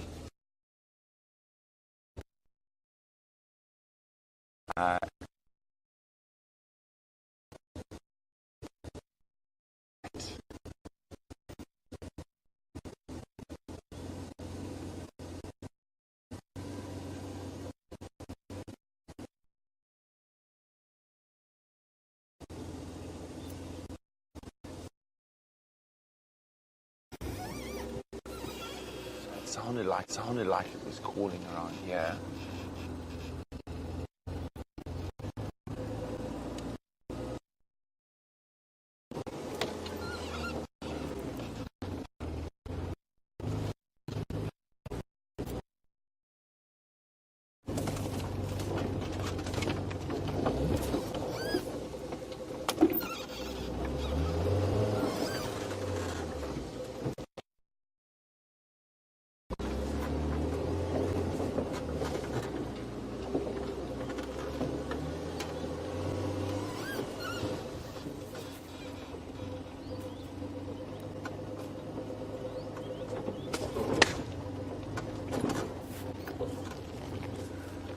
Sorry about that. It seems like there's just a little bit of signal issues down there. Oh dear, a big tree, dead tree has fallen over the normal path out of here.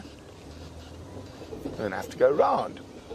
But I can hear a lot of birds in this area, so I'm quite excited to have an explore around here. So normally we wouldn't be driving through the bush like this, but the problem is the tree has fallen over the road. Oh. A whole flock. What's it look like? It looks like green pigeons. African green pigeons. And you can hear that robin calling just around where those pigeons are. Now, I think we'll get a bit closer to them. Let me just get around this bush. Oh, I'm in a bush.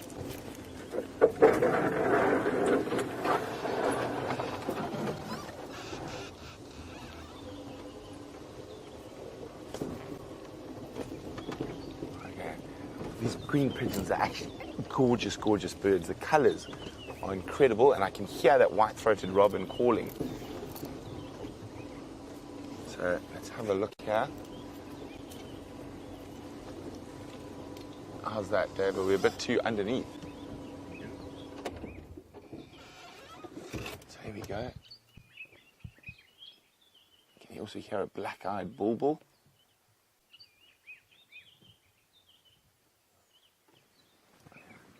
There we go. Hello, green pigeon. Now, if we have a look at their feet, it's very, very interesting. They got, oh, we can't really see. You just see his toes sticking out there. So they've got very interesting feet. They've got zygodactyl feet, which enables them to clamber around in fruit trees.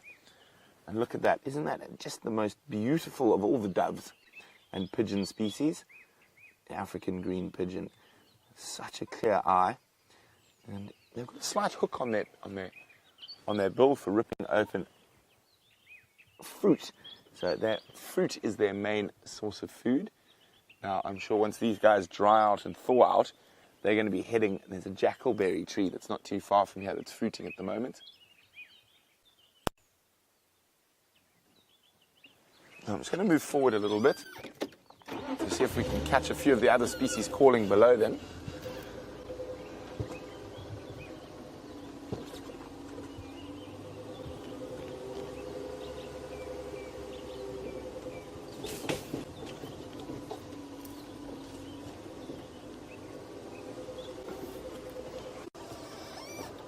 So we're right on the edge of the Moati River, and listen to the bird calls around us. Very, very pretty.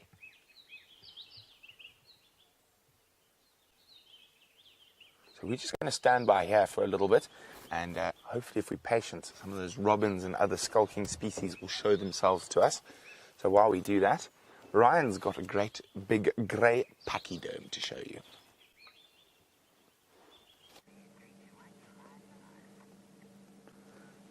Well, earlier we were just getting the covers over the cameras as it started to rain a little bit, which is quite unusual for this time of the year.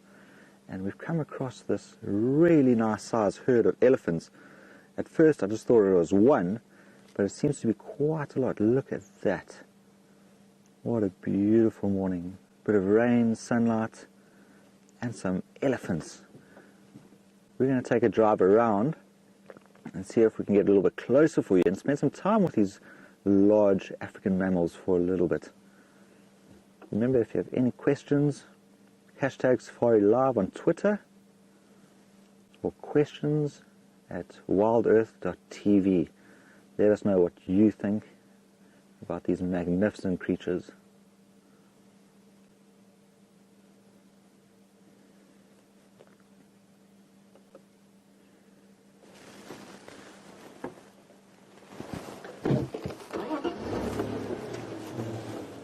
Right, let's go and have a closer look. Earlier, while Jandre was putting on the camera cover, one of the females was screaming really, really loudly. And for me, that was not a nice sound. It could be a young bull causing trouble with a little calf. So Jennifer, you wanted to see a baby elephant. I think we might have one for you.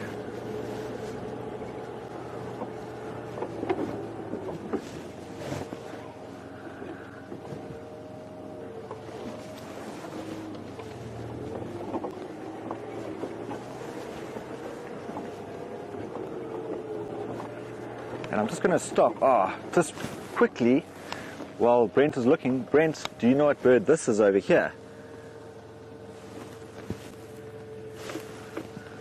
I've got a little Senegal lapwing for Brent to add to his list.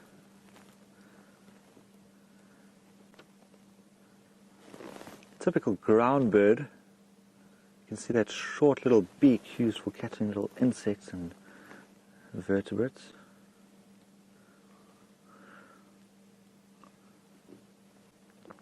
Well, Brent, you're going to have to come find this yourself, mates. We are looking at elephants right now, and I can see a few baby elephants, which I'm super excited about. I just want to be careful over here that I'm not going too close to eggs. You can see they're not really moving. So what we're going to do is just loop around. We have to be quite conservative when driving close to birds like this. Now, lapwings are very well known for displaying when you get too close to their eggs, and even elephants will be chased off by lapwings coming down and mobbing them. I've seen it quite a few times.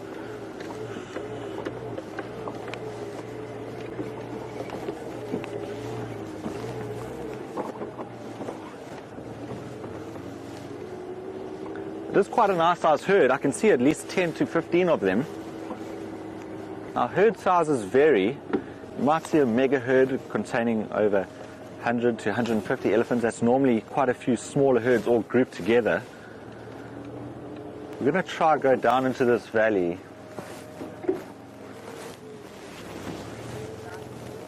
Okay. Do you think we should go back?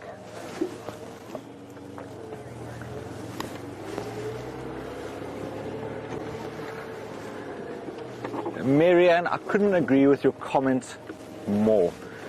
Marianne saying that any day with Ellie's is a better day than any. And I couldn't agree. This is very exciting.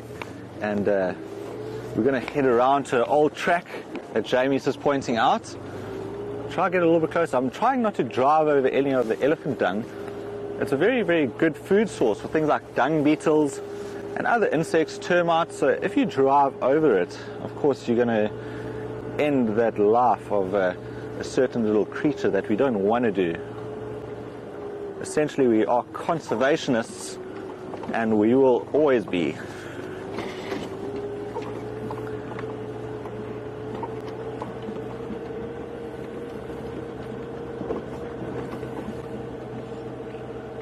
So Aubrey wants to know why elephants push down trees over roads and leave certain branches uneaten.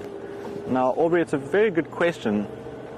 Elephants sometimes go for certain trees. They'll push over trees like these terminalia on our right to get to the root system, not necessarily the leaves, because the leaves are quite high in tannins.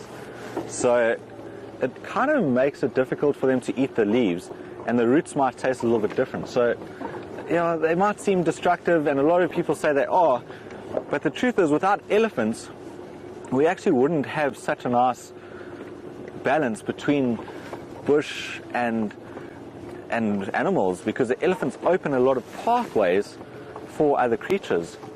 So as we're going down here, this is an old hyena track. Let's see what we can find. Aubrey, it doesn't seem like any ellies have pushed over trees here on our road, thank goodness. But you can see all the way around us how they've pushed over some trees. And just a quick one, and just to show you how this actually works. So you'll see this little bush willow on our right here, how it's been pushed over. But look how many trees are growing from this pushed over bush willow. So the roots are still intact, and from one tree being pushed over, you've got now more than 10 other trees growing from it. So the question is, are elephants actually that destructive? I'd say no. I say they all serve a purpose.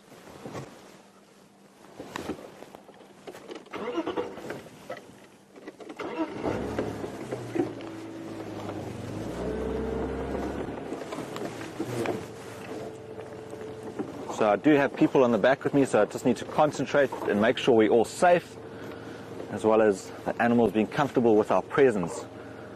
So just watch out for the branches here, guys.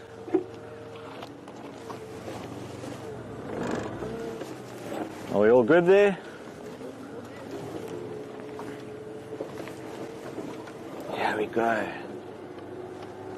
A marvelous herd. There we have it. I don't want to drive over any of this baboon's tail. It's a very slow growing plant, but have a look on our left hand side here. It's not a very small baby, but Jennifer, that is the baby you were looking for.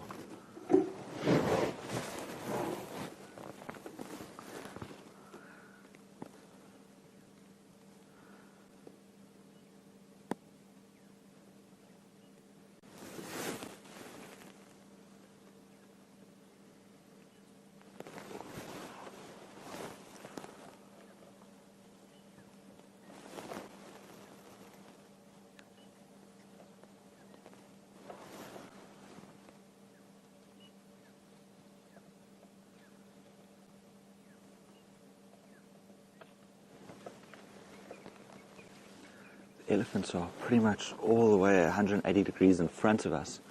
It's nice just to sit and listen and appreciate these massive creatures in our presence.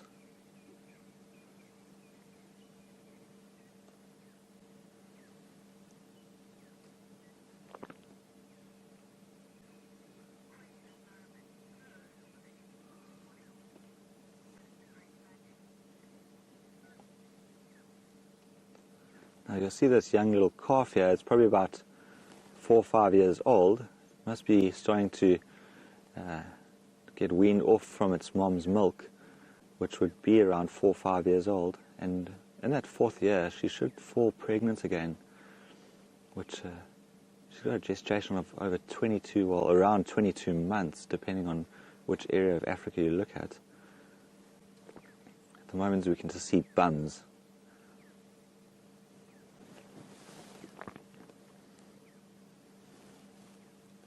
Look at these two. Looks like two young bulls sniffing at each other. They might put on a little show for us. You can see the one on the left, his ears are flared out. But it's more playful fighting than anything serious. The young bulls, it always actually reminds me of an Italian family. Anybody in Italy, you'll watch and know what I'm talking about. But they always bully around each other and play with each other in quite a sort of aggressive way. But as soon as something comes in that disturbs the whole herd, they stick together. And that's quite unique about elephants. They have no time for any predator interaction. They stick together and they'll chase whatever's sort of prowling them quite fast away.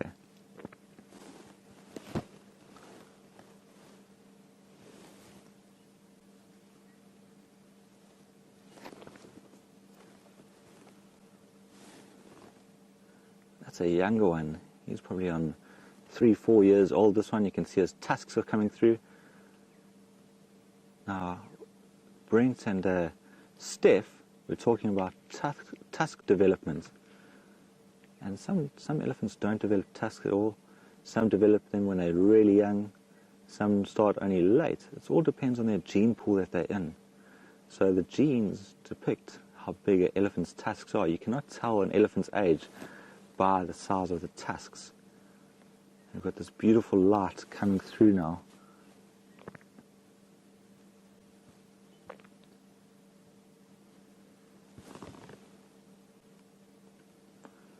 So Aubrey, earlier you were asking about elephants pushing over trees. Now, you'll notice that they eat a little bit, then they move on.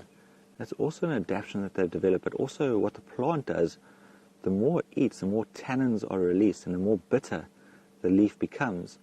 So elephants will eat to a certain point where it doesn't taste so great anymore, and then move to the next plant.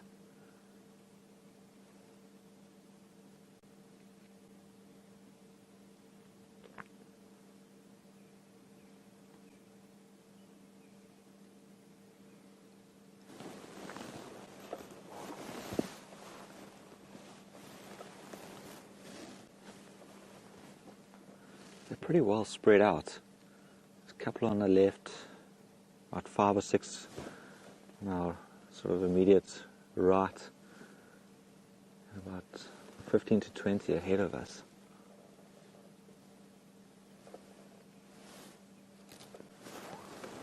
See, she's got quite nice tusks on her.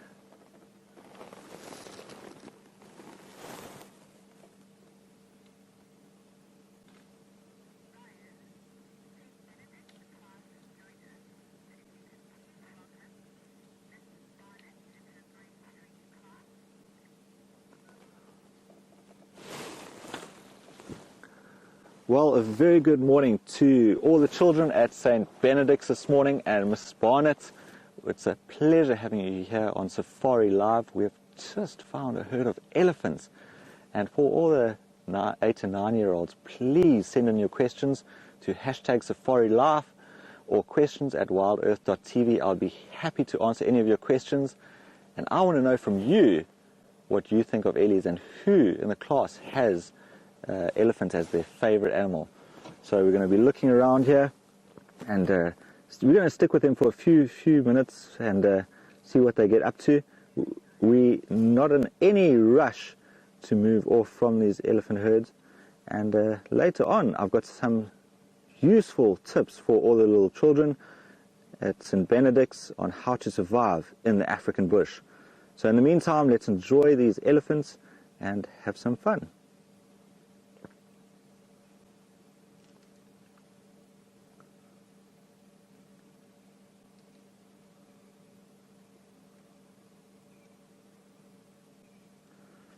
So the herd that we've come across is a nice breeding herd of elephants. I'm sure you've all seen them on TV, or I'm sure some of you have been lucky enough to go into the Kruger National Park, which we are a part of, and witness these fantastic large mammals. Now I want to know from you, how much does an elephant weigh? A big elephant bull, what do you think its actual weight is?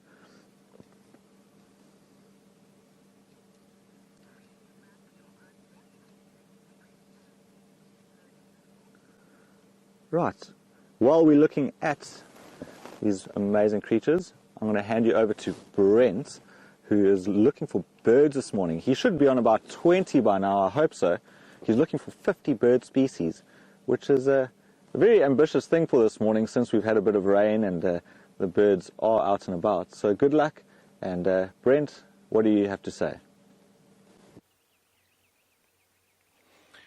Well, welcome to Miss Burnett's class in St. Benedict's grade 3s.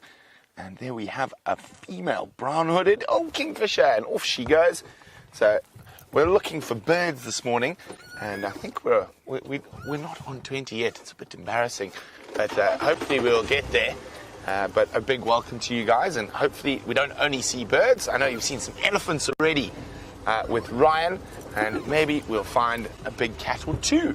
So we're going to keep checking around Djuma. We're in the Sabi Sands Game Reserve in South Africa, as you know, and we are sort of right next to the Kruger National Park, for those of you who know Kruger, but there's no fence between the Kruger and us, and the animals are able to come between the two.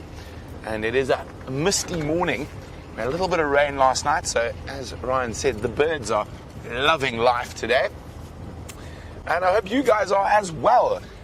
This is a nice way to... I wish I got to do this when I was at school rather than actually having classes. But we're going to take you on an adventure around the game reserve. And please, guys, ask me questions if you want to know anything. You can ask me or Ryan, and we'll do our best to answer them for you. Now, St. Benedict's, where you guys are at school, my cousins actually went to school there. So I do know your school. And also, one of my first teachers I ever had was from St. Benedict. So I had a very interesting junior school life, and I lived in the bush. And we had a teacher who lived with us, and she was from St. Benedict's before she came to teach my brother and I. We used to have a classroom in the bottom of the garden in the middle of the bush. So we used to start school at 5 o'clock in the morning and finish by 9:30.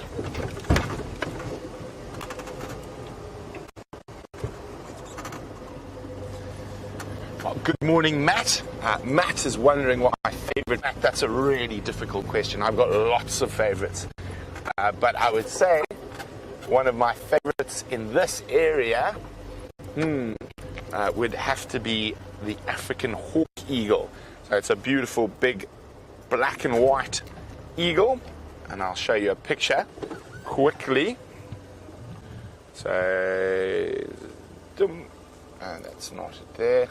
There we go. Whoops. There we go. That's my favorite bird in this area, the African hawk eagle. Very, very beautiful bird. But we're going to see what else we can find on this beautiful winter's morning out in the bush. And while we do that, I know Ryan can't wait to show you those wonderful elephants.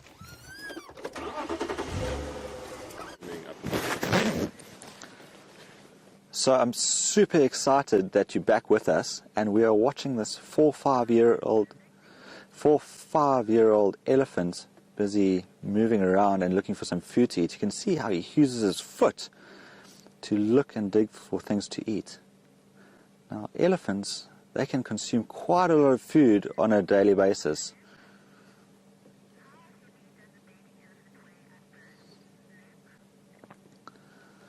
So everybody, Luke from St. Benedict's wants to know, how much does a baby elephant weigh when it's born? Well, Luke, let me tell you that these creatures are very, very sort of heavy boned, and they can weigh over 100 kilograms when they are born. Now, I want to know from you, what other creature, which is a very tall creature, weighs over 100 kgs when it's born?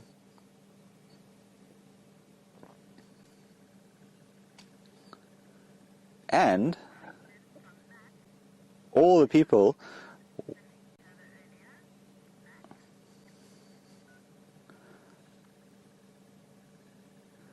how many muscles do you think are in that trunk?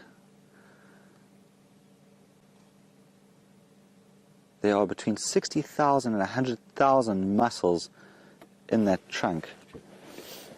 That is a lot.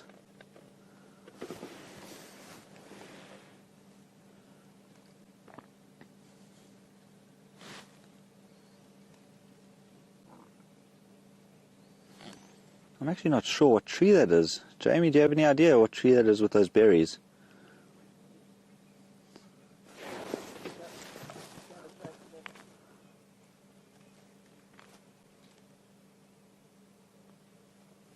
Do you know what it is? It's a young jackalberry. By the looks of its leaf structure. I could be mistaken though, but jackalberries do fruit this time of the year. Hence the name. Jackals will eat the fruits during the dry months when it's harder to catch any smaller little insects or rodents. I just want to give you an idea of how big this herd is, and Jean-Jay will just zoom out and just show the viewers and all the kids this morning how many elephants there actually are.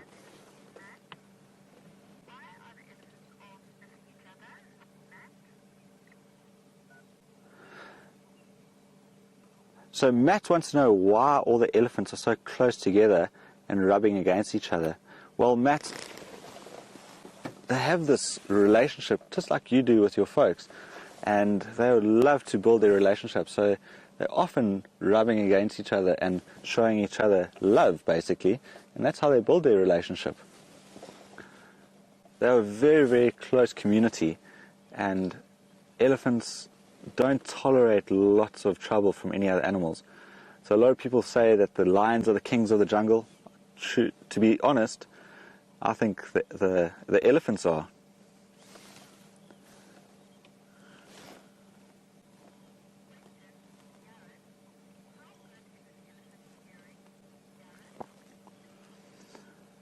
So Gareth, you want to know how well an elephant can hear.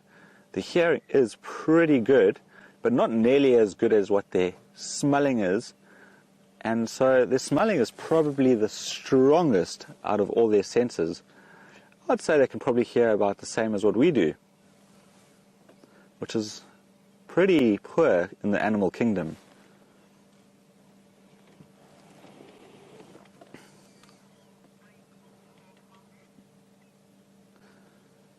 So while we sit with these elephants and enjoy them, I'm going to hand you over to Brent. He's got a little surprise for you with some tiny little creatures. Well, welcome back, guys. Look at this. This is a dwarf mongoose. Oh, off they go. And they're busy foraging at the moment.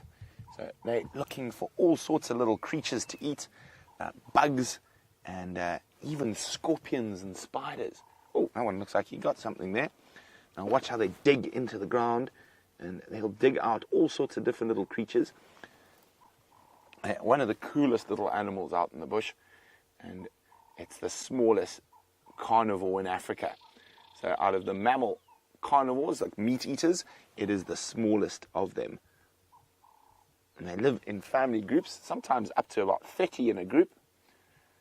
And we're very lucky because they're very used to us in the vehicle, so we're able to watch them feed and dig and scurry about.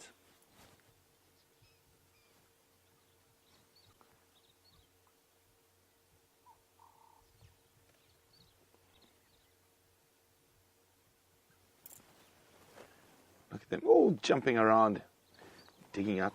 I want to see if this one, oh, he's digging a big hole there. Maybe he's found something. Nope, nothing in that hole. Now, being so small, they get eaten by lots of different things and by big birds, like that hawk eagle in the picture I showed you. So while the others are looking for food and running around like that one, there's always one somewhere who's keeping a watch. And so he's keeping an eye on the sky and making sure that nothing's going to catch one of his family members. Hi, Tate. Tate would like to know, what is the most intelligent animal in the Sabi Sands Game Reserve? Now that is a very good question, Tate. I would say it'd probably have to be baboons or hyenas. I'd say are the two most intelligent. Now, hyenas are very clever, so I heard a woodpecker, but it looks like it's flown away. And so I'd say baboons and hyenas. Vervet monkeys as well. Monkeys or primates are quite intelligent. They've got very good cognition skills. But then so are hyenas. Hyenas can be very, very smart. And they learn very, very quickly.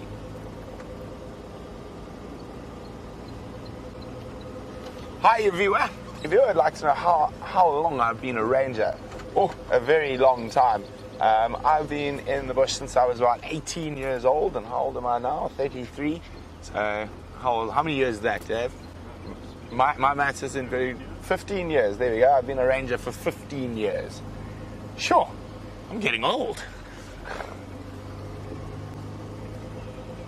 But it is an amazing job, and who knows, maybe we've got one or two rangers sitting at St. Benedict's who one day might join me out in the bush. So you'll see I've got a radio here, and that lets me talk to all the other game drive cars.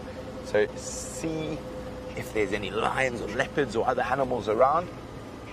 Hi, Zachary. Zachary would like to know, how fast can that mongoose run? Well, it can run very fast for a short distance. So how they get away from predators is they have what we call bolt holes. So little holes in the side of termite mounds or holes in the ground. If they feel threatened, they go right down into the hole to get away from them. So they can run very fast, probably around, let me think, maybe they can get as fast as about 30 kilometers an hour, but for very short distances. So about as fast as Usain Bolt over a short distance.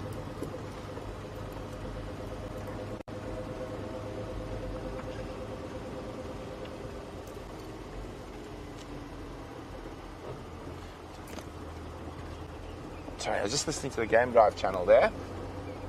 I'm looking for leopard tracks, I'm looking for all sorts of things.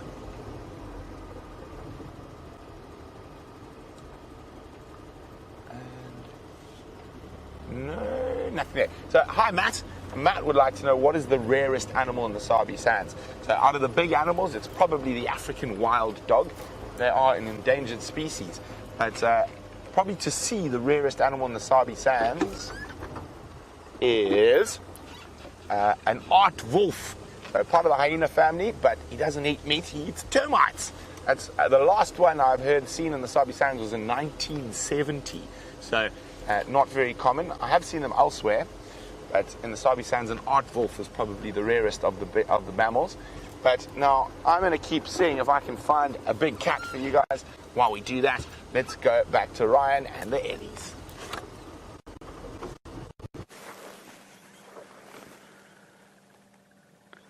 Right, welcome back everyone. We are with these thick-skinned animals, also known as pachyderms. So in your next test, I hope you get that right. Now these elephants are slowly moving in a northeasterly direction away from us, and unfortunately, because we're quite conservative and we try not to drive off-road too much, we're going to leave them in the next few minutes, and then I'm going to show you something very exciting about how to survive out here in the African bush. Now these would be some creatures that you'd come across.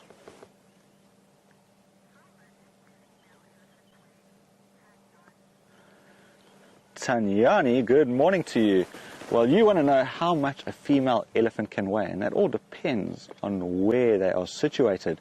Now a big elephant bull can weigh about 5 tons, so that's about 5,000 kilograms. Where females are a little bit smaller, anywhere from 3,500 to 4,000 kgs. But as we get closer to the equator, they get smaller. The reason being is because there's a lot more food closer to the equator, so they don't need as much fat reserves. They are huge creatures, aren't they?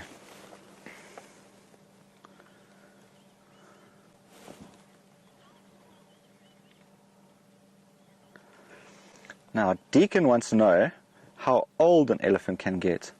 Deacon, they can live up to around 65 years of age, so very similar to that of a human. It's quite old, isn't it? I would say.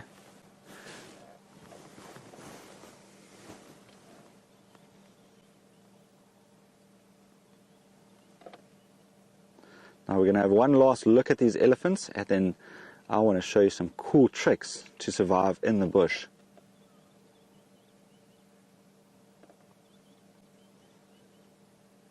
And to all our other viewers joining us, welcome to Safari Live. We have got St. Benedict's from Johannesburg in South Africa watching during school hours. So to educate the little guys between 8 years and 9 years old, we are very excited.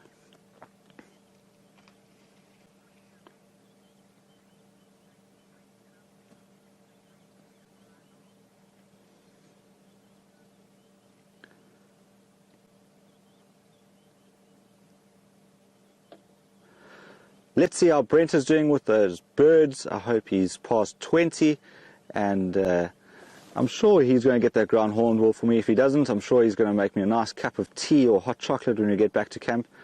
Brent, how's things going there?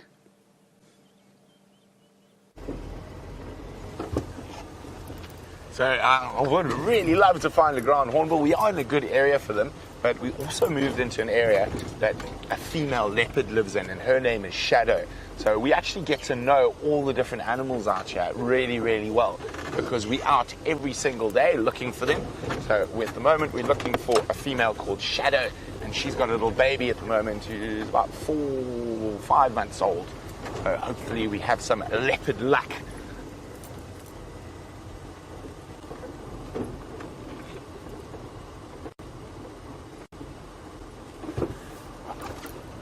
Good morning, Nahum. Nahum would like to know, can a honey badger defend itself against a lion?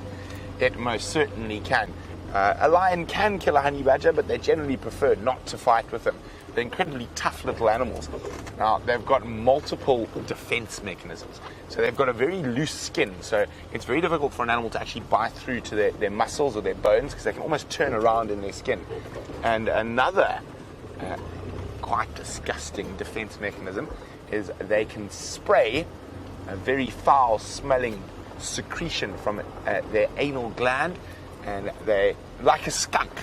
So a lot of the sort of smaller little carnivores like that, so polecats, honey badgers, civet, are all able to spray a foul-smelling concoction onto anything that tries to hurt them. So they can most definitely. I've actually seen a honey badger chase a lion before.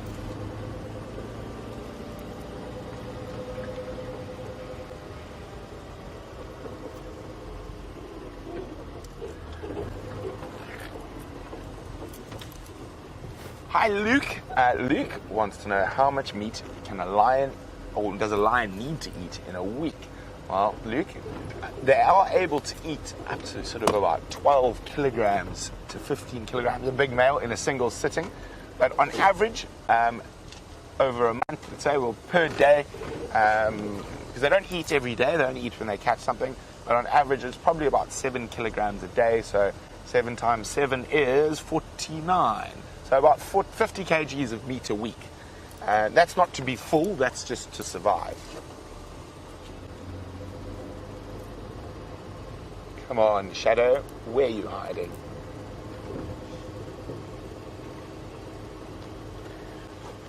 Hi, Zachary. Zachary would like to know, do I live in the bush all the time, or do I have a normal home? Well, Zachary, I live in the bush here at work all the time, and then my home is in a different bush. So we do have a home, but it is all still in the bush. I really love living in the bush. I struggle in Joburg. Too many cars, too many people. You can see how busy my traffic is on a Tuesday morning. It's the way I like it. My traffic jams are elephants and lions and buffaloes. But speaking of tusked animals, Ryan's got another animal who's got nice tusks to show you.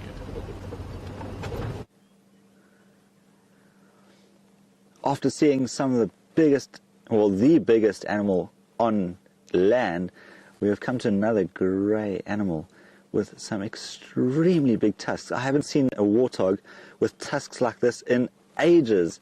Look at how they're curling around, and look at that shaggy hair on the back. This is a very, very big sow, and we are very excited to see what they're going to get up to. You can see they're busy grazing, and these pigs will eat the whole day.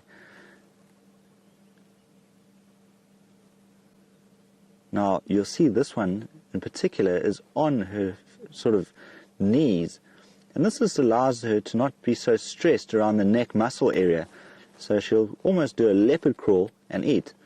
It's just basically being lazy, I suppose. Now, have any of you actually wondered why they are called warthogs? Now, if you have a look at that one on its face, well, let's just see what happens here. There we go. Can you see just below the eye there? There's this almost protruding type thing below its eye, and on the front of its nose. It looks like big growths, and people have nicknamed those warts. In fact, it's just cartilage. So, Ms. Bennett, I hope you can tell your students what cartilage is, because I'm just not quite sure at this stage how to explain it all that well. But this protrusion helps the males protect their eyes when they're fighting, so those big tusks don't get into any contact with the eye.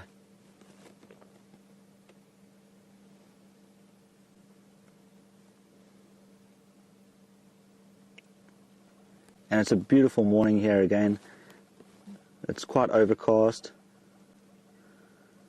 Nice and overcast today, and these pigs will be enjoying this sort of temperature. It's about 61 degrees Fahrenheit, about 18 degrees Celsius, which is not too bad. It's a beautiful morning. Have a look at that one that's on her knees at the moment. Can you see how she's got that white beard protruding from the side of her face. Now that is supposed to mimic tusks. So just like we saw that big one with the big tusks, so when a predator sees this, it looks or thinks twice before going for it, because it thinks, oh, look at the size of those weapons, I better be careful. And there you can see that beard on the side looks exactly like the tusks next to it. Oh, yeah, you got to go. Bush toilet. We've all got to do it. They've just got the pleasure of doing it while they're walking.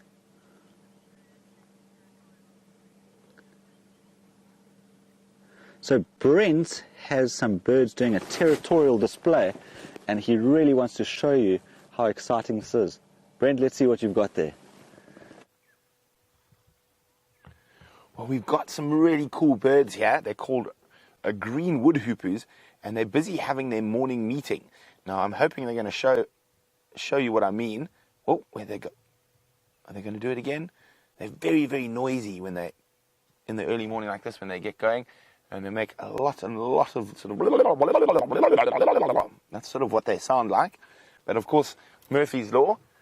They've gone quiet now, but they've got really cool beaks, and they're sort of like a sword, like a hooked sword. Oop, pop down. Oh, there we go. That one's feeding now, and you can see that beak there, and that's to go into deep holes in the bark to find different little hohos, and they can also fit under the bark, and they can bring out larvae of different beetles. And of course, they are not making lots of noise now. So hopefully they call again. Oh.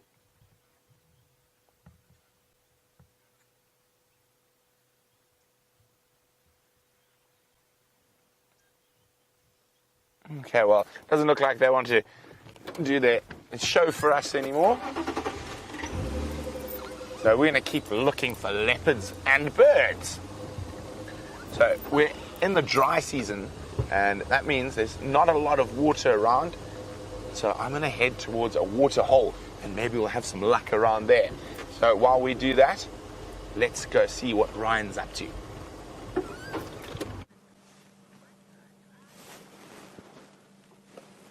So he's still with these little creatures, pig-type family, the warthogs.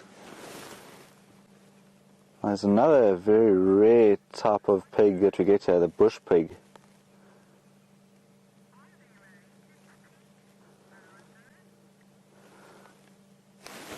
Alonzo wants to know, are they related to pigs? In fact, they are. They're part of the Suidae family, which are pig family.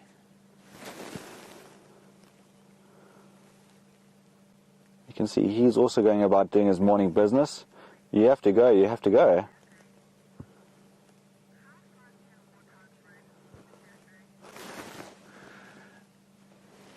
So Zachary wants to know how fast a warthog can run. Well, Zachary, that all depends on what's chasing it, I suppose. The faster you're getting chased, the faster you're going to run. I'm not exactly sure in kilometers an hour how fast they can run. I'd say easily 50, 60 kilometers if they're really trying to get away from something. But they also maneuver, so they do this. And they'll always go down a warthog hole if there's one close by. Warthogs burrow under the ground, and that's a safe area for them, where lions and leopards struggle to go into. It's quite a fast creature. Nobody in their right mind will chase a warthog. They're also very, very dangerous.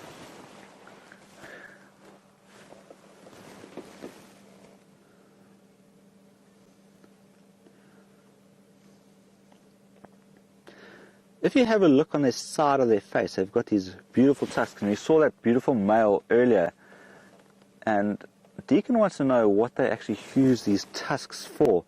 That male just behind that fallen over tree. There you go. Deacon, they're used for a number of things. For digging out roots, bulbs, and also for digging their burrows. So they'll actually use it to scrape the side of the sand where they burrow down.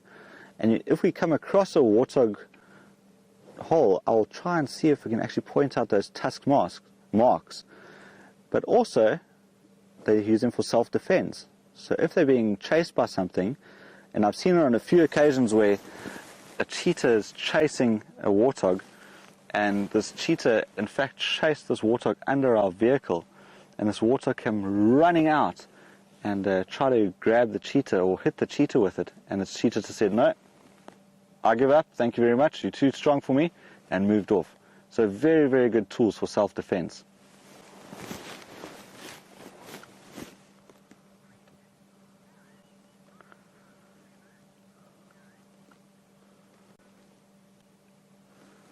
Now when we talk about animals in the wild and intelligence, it's somewhat a controversial topic, because how do we know how clever animals are? And Gareth wants to know how clever warthogs are. I'm sure they have very, very good instincts where they know exactly what to do and when to do it. Now, to say whether they're clever or not, it's not for me to say, unfortunately. But seeing that they're all adults, I think they're pretty clever in their own right. Let's just drive around.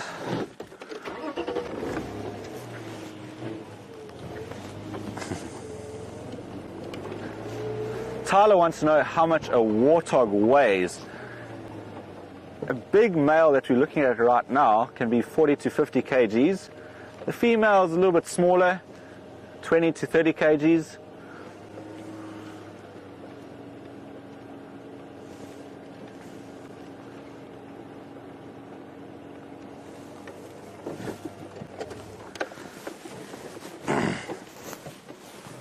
So Joel wants to know how you can tell the difference between a male and a female. Have a look at this one here. Now if you look at the side of his eyes there, Joel, he's got those warts that I was telling you about. So he's got 2 sets of warts, where the female's only got 1 set of warts. And also, of course, the obvious behind the animal. And also just look at the size of their tusks and the actual size of him compared to the females. He's so much bigger. Oh, he's a beautiful boy. I haven't seen a warthog like this in ages. That is very, very mature. So I don't know if any of the boys like any of the girls there, but you'll see that he's trying to impress them and say, hey, how are you doing? I'm sure you'll buy a chocolate for lunch later and see how it goes.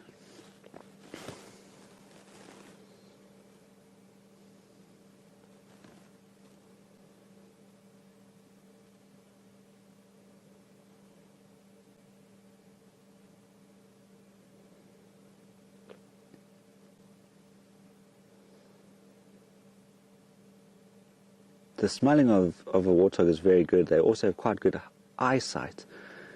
But look how short they are.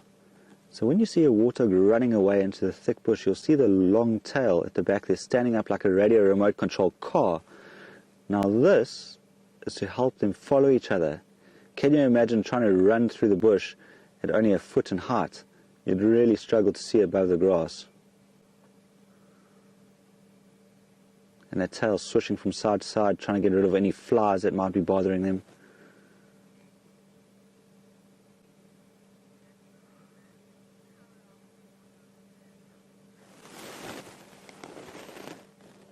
So, Matt wants to know, good morning Matt, I hope you're behaving in class this morning.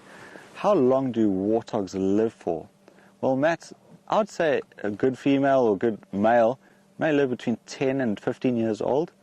So it all depends on what the environment is like. They're just crossing over the front of us there, and they're quite happy eating away at this grass.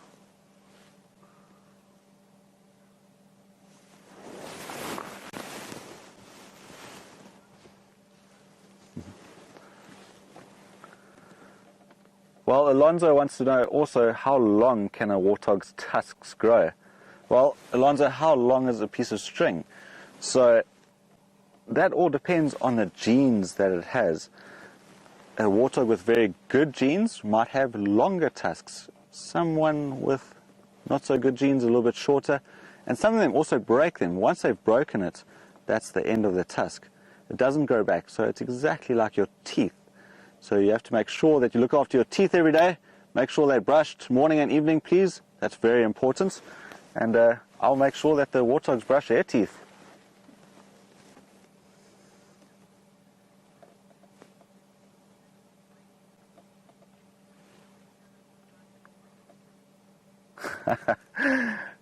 Tate, this is a question of my morning, my friend. What noise does a warthog make? Now, I'm not even going to try and mimic it. It is similar to that of a pig, like, it's, you see, that was quite shocking, wasn't it? So, I want all of you in class to show your teacher what noise a warthog makes. So, on 3, are you ready? 1, 2, 3. How did it go? Okay, I'll get back to you on that. Everybody, I'm going to say goodbye. I hope you've had a fantastic morning with us. Brent is waiting for you with something exciting, I hope, and we'll see you tomorrow.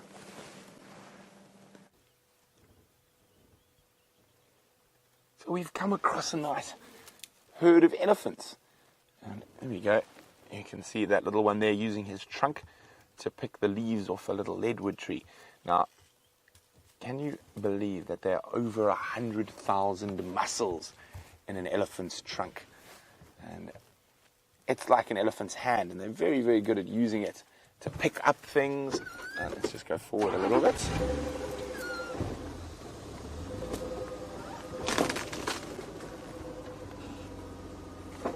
Hello. It's okay. Oh, you can hear them talking. So elephants can talk to each other. They use very low rumbles. Some of them we can't even hear. And if any of you guys have ever watched any movies like Jurassic Park, all the dinosaur noises are actually different elephant noises that are slowed down or sped up to create that sound effect for a dinosaur.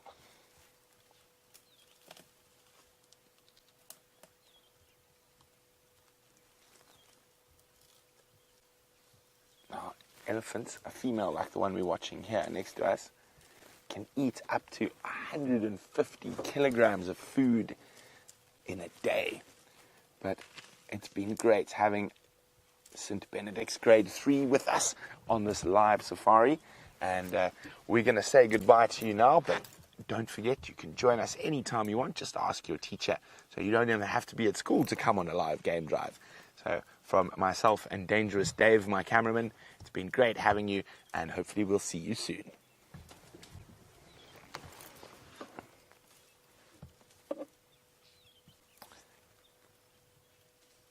So here we go, we're still with these Ellies, a lovely little herd.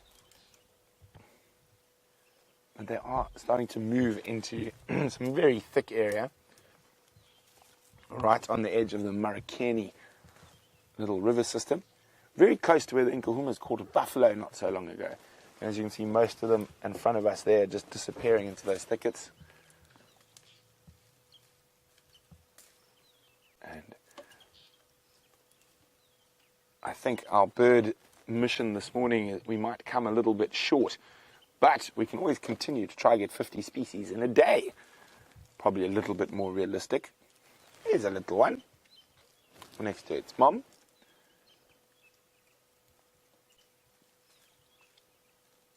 So I'm going to leave the Ellies to continue on their morning feeding, and we're going to see what else we can find. Now, there have been no tracks of any leopard, and the only lion tracks went into Buffalo's Hook. So it's been a little bit quiet on the cat front this morning.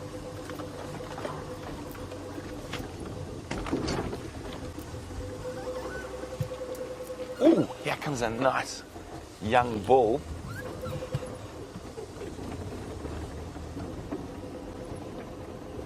So he's going to walk straight at us. Dave, do you want to do a VR with this guy? Here he comes. Oh, he's got a swagger on him. Hopefully he comes close to the car. There's a young boy.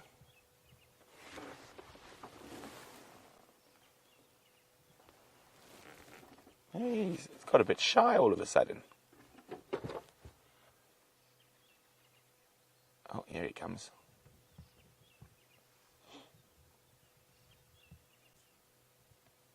Oh dear, he doesn't look too healthy. It looks like he's got a growth on his stomach. I'll wait for him to come closer. Dave, I think push record. Cam's down, okay. Oh dear, look at that. We'll see now as he comes a bit closer, but I can't really see properly, but it does look like he might have a growth on his stomach, but he doesn't look unhealthy. He looks in quite good condition. And I'm actually completely wrong. It's just a really funny looking female. No, this is very confusing. It's a very big female, and she's got a very bull-shaped head, but I can see her mammary glands. So I apologize, I was completely incorrect there. It's not a bull, it's a very big cow.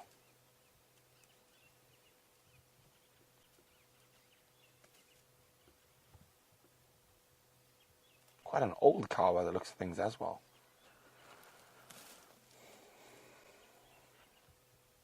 Hello, madam.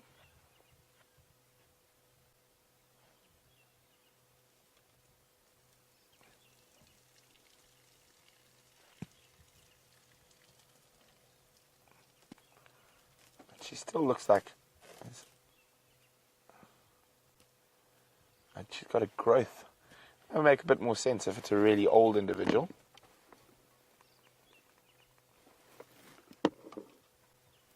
Yeah, she's got a big growth on her tummy.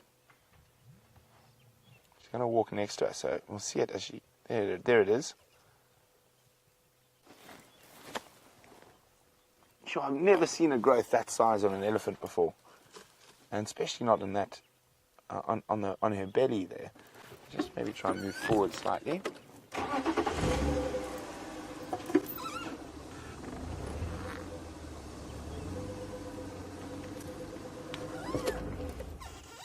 So there you can see that growth. It doesn't look like it's hampering her too much. It also looks like maybe it's a hernia.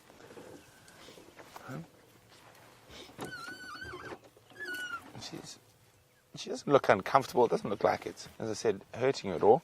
But it definitely might become a problem, especially she's quite an old individual, and as she gets older. So there we go. Shame, poor girl. I'm going to leave her. She's going to go join the rest of that herd. Isn't that fascinating? That's not something you see every day. And we have been seeing lots and lots of elephants in the last while due to the drought. And we are seeing some quite interesting sort of individuals. I mean, we've got the elephant with the half ear. And then we've got a couple of those half-trunk elephants. And there's definitely the first elephant I've seen with it. It almost looks like a hernia, but it might not be a hernia. Oh, now the elephants are blocking my way. Where am I going to go? Let's go this way. And of course, a firm favourite with a lot of people who we've discovered recently is young Benjamin Button, the little Ellie bull who looks older before his time.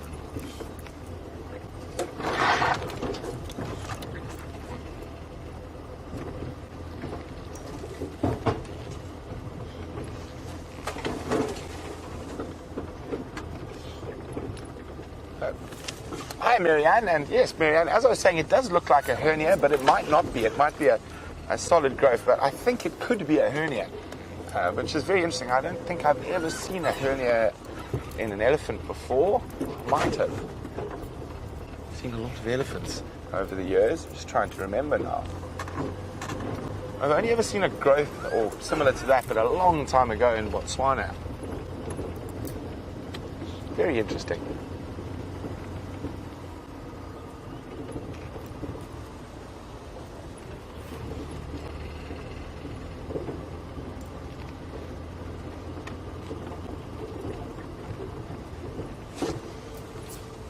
Hi, Justin. Justin's wondering what animals are related to elephants. Do any of them occur in Africa?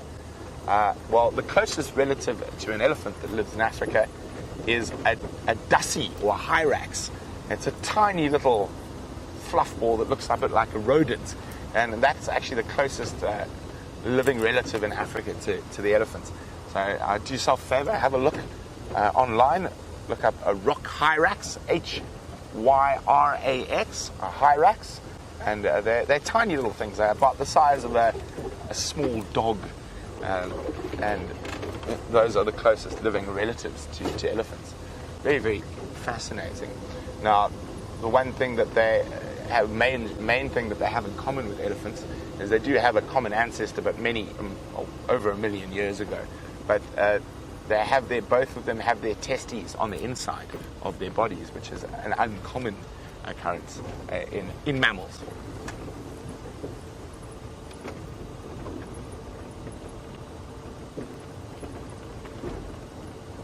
Oh, it seems to be getting colder. I took my jacket off. I'm going to have to put it back on.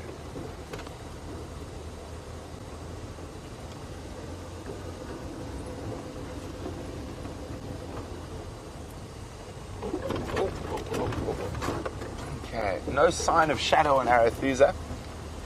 So I'm going to go check back up towards the gate and then maybe check around Impala Plains next.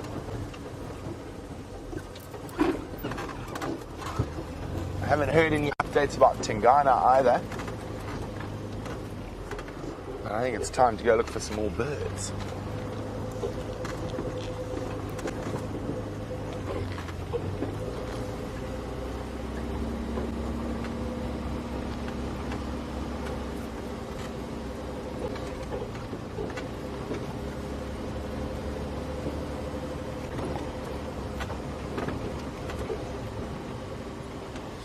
So while we go see if we can find some feathered friends, let's go see what Ryan's up to.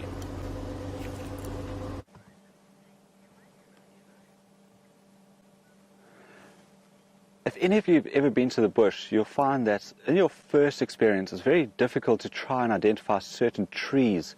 There are hundreds of different species around South Africa, or thousands in fact. The lowveld is unique with woody trees, just like this apple leaf. Now, it gets its name apple leaf from the way it sounds when you crunch the leaf. It sounds like you're biting into an apple.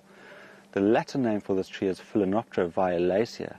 Now, I'm not trying to sound clever with giving you the Latin names, but all of these Latin names do in fact have meanings. Phalaenoptera is after the explorer, and violacea is after the violet-colored flower that this tree produces at the end of summer. Now, in Zambia, the locals there make rafts, or what we call a makoro, out of this tree. This tree is still a little bit small, but the bark is very, very tough, but also quite flexible.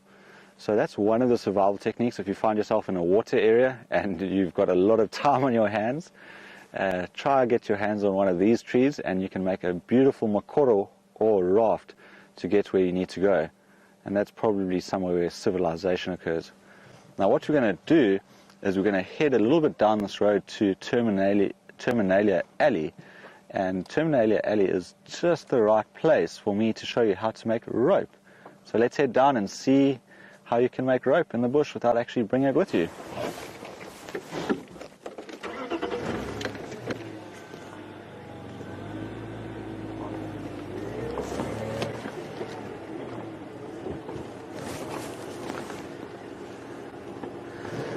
Well, Dee, all the way from Texas, has a great question for me. She has asked, how did I learn to become a ranger and why am I doing this?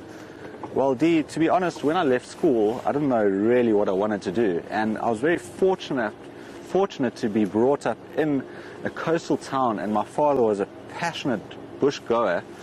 And he took us all the way into Shalui and into the Drakensberg when we grew up. And after school, we sat down and said, what do you want to do with your life? And I said to him, well, I wouldn't mind going to go work on a game reserve. At that stage, 11 years ago, believe it or not, I didn't know you could take people around on safaris. I thought a game ranger was just somebody that just walked around in the bush and, I don't know, drove around and fixed fences. And we found this course online, and they offered a year course. So I went to this beautiful place close to the Botswana border, and I studied for a year. And in our studies, we talk about everything. There's 17 different modules that we cover. And you can imagine birds, trees, insects, astronomy, the list goes on and on, conservation, botany, taxonomy, you name it. So it's been a great adventure, and I'm still learning everything to this day. I've learned so much in the last few days that I've been with the Safari Live team. They are brilliant, and we'll never stop learning. And I don't think I'll ever stop doing what I do, because this is what a pleasure. Get to go out here. I don't even know what day of the week it is. I think it might be a Tuesday, and people are out there working, and we out here doing what we love. So what I'm going to do now is I'm going to try to find a terminalia or a silver cluster leaf that's quite a young one to make this rope with. How's that one there? No. Okay, we're kind of looking, there's quite a lot of bush willows around here. I'm trying to find a terminalia. Here we go. Okay, I want to take my earpiece out now, and for the next few minutes I'm going to show you how to make some rope. So you can't do this with any tree. You have to find a tree that's got quite a fibrous bark structure. So something that you can pull off and stays together, not something that just peels off and breaks. So I'm going to walk around the back here, and I'm going to find this terminalia over here. And we don't do this all the time. Just because we're doing a survival technique, I want to show you exactly how we do it. So I'm going to break it at the base here.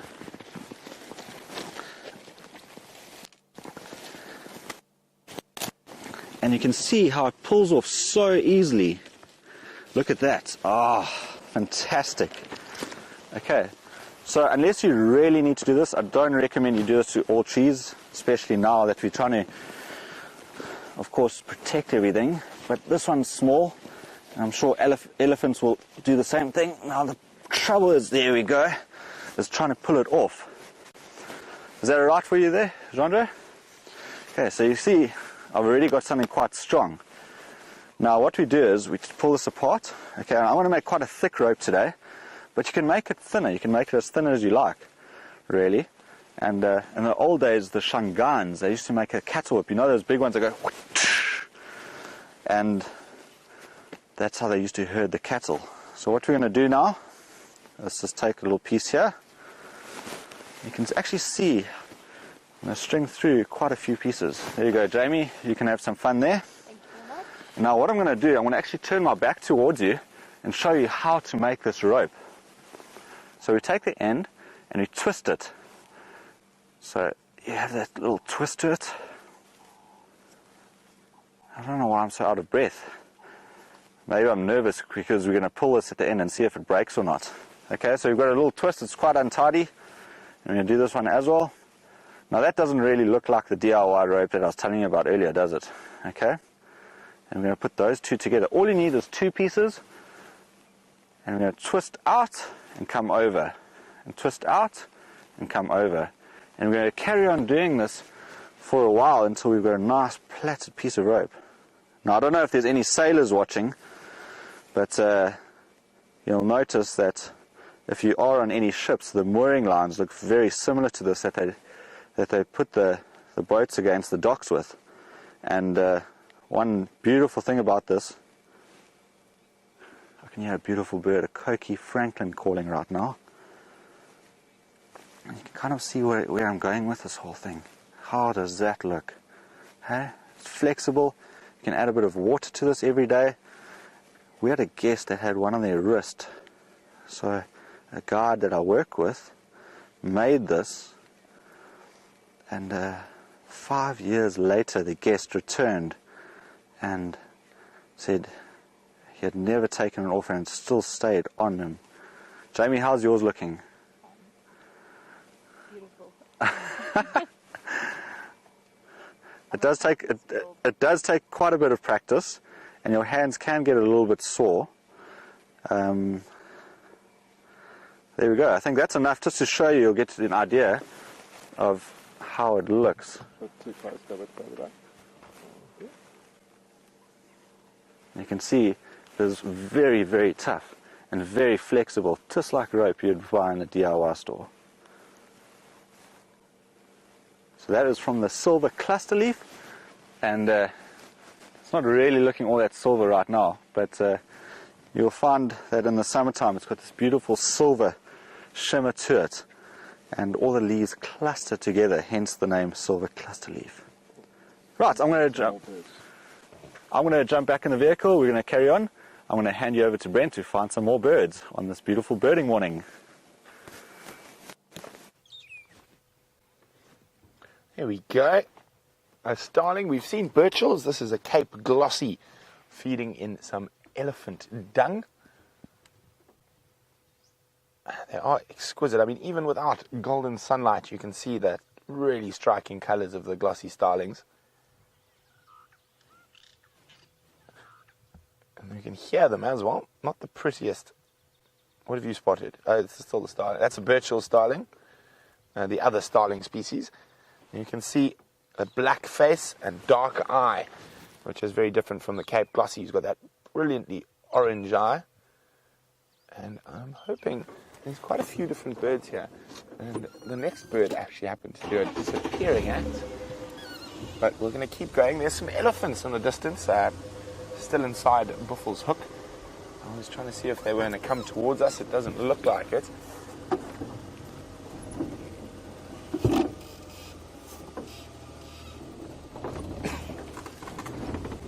Hollows, you are probably quite correct. We've given ourselves a really difficult task and not much time to do. And we've got 32 bird species to find, and that one flew away, so it doesn't count. But I think we can definitely go to half.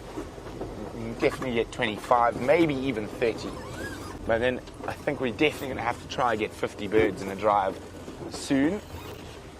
Let's have a look if we've got any bird species. There's one running. Get it, Dave. Quickly, he's moving, Dave. There's another one running. Here we go. And female Natella Franklin. Oh. There we go. That's one less bird to find. Oh, two less birds to find. Right next to me, the red-balled hornbill. We haven't seen one of those yet. Giving his beak a little bit of a clean. Oh, we're going to have to move off the road and cause a traffic jam. Oh. And there's quite a few really common birds we haven't managed to get this morning, so I'm hoping that we can get a few of those out of the way. Let's just try to get out of the way of the car here. Very nice. It's going off the road for us.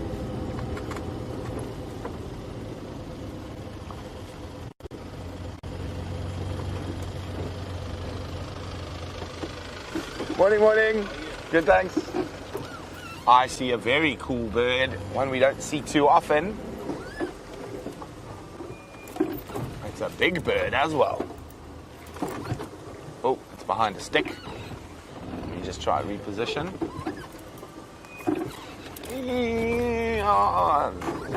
Oh, I think it is what I think it is. Let's have a quick. Should be good from. How's that? Perfect. Down next to Sydney's waterhole. It is a yellow-billed stork. Definitely not a bird we see too often. And there was a fish jumping in front of it. And that's, of course, what they like to eat. So with the lack of water we have around, we don't see them too often. Very, very cool. Turn your head. I want to see your yellow bill.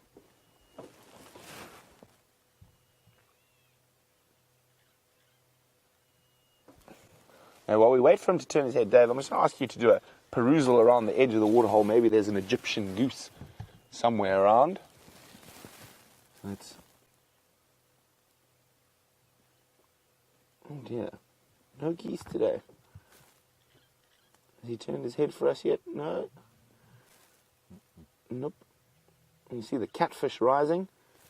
And no Egyptian geese, unfortunately. There we go, there we go. Oh. Doing some serious preening. They're actually very pretty birds. And you'll see why it's called the yellow-billed stork when it eventually turns his head slightly for us.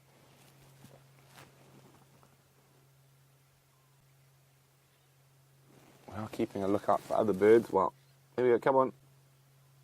No. Not being... Oh, there we go, you can just see the yellow bill there now. Not the best view of the yellow bill.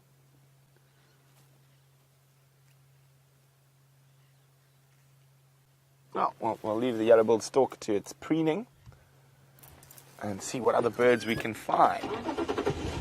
Now, I was hoping for some lapwings or anything out in the open here, but unfortunately, nada.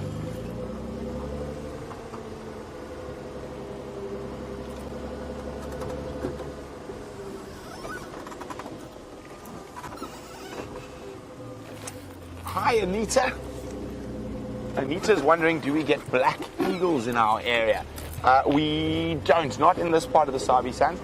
Black eagles like mountainous areas or rocky cliffs to nest in, and we don't have any of that close. So unfortunately we don't. So for those of you not sure what a black eagle is, there's another name that it's called by. It's called a Verreaux's eagle as well. Come on, Dave, are your birding eyes on? Okay, good.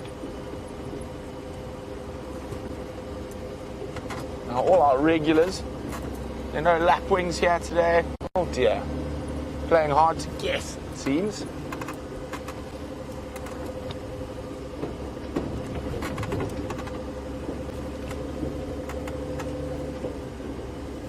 I see there should be a bird in this area. Dave, you've chased them all away. Yes. Didn't shower this morning, he says.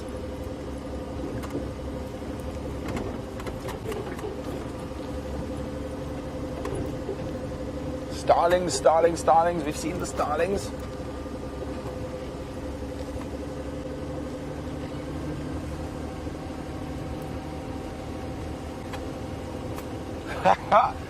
Linz and Drew in Johannesburg say, can I find them a button quail?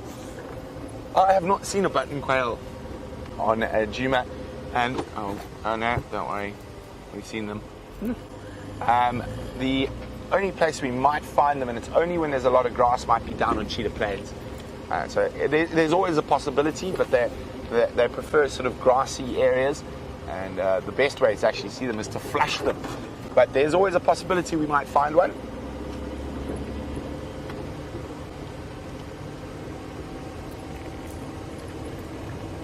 I can feel the panic setting in. I can't find all the birds.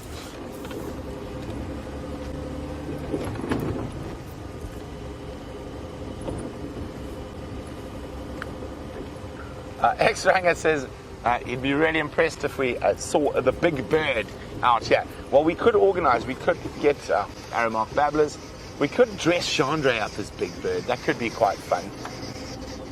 Make him run across quarantine.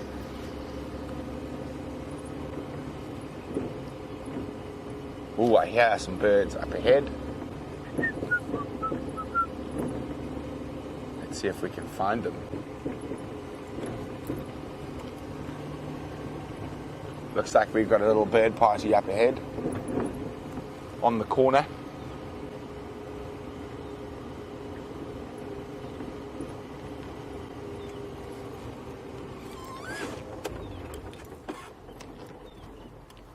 Sounds like they're a bit far away.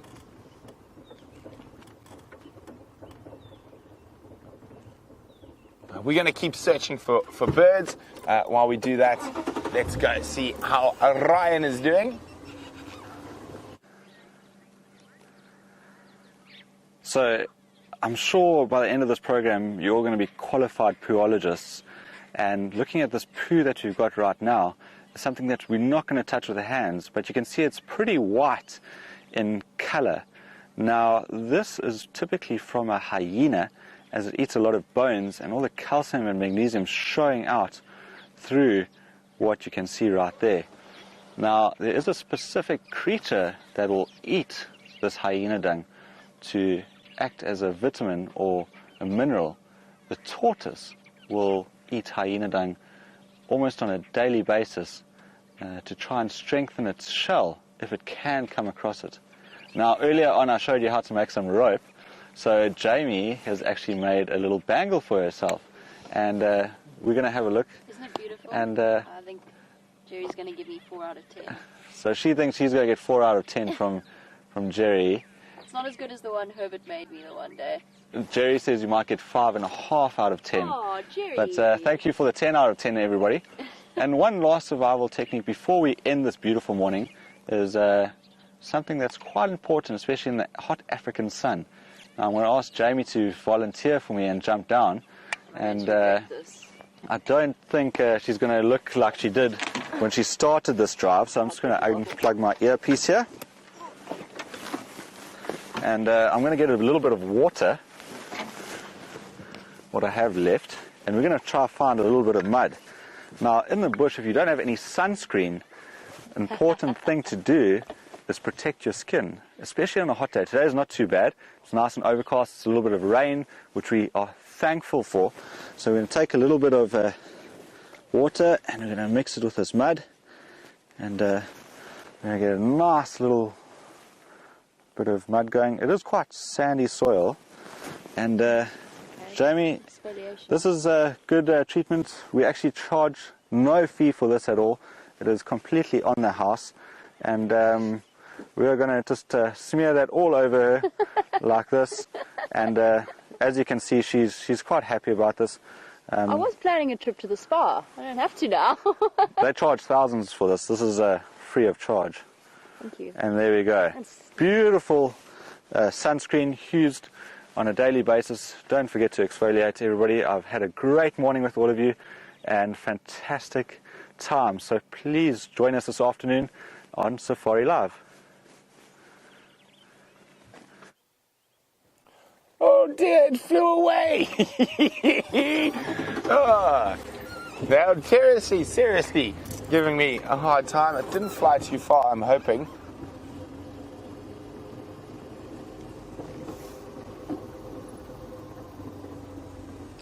Oh, there it is.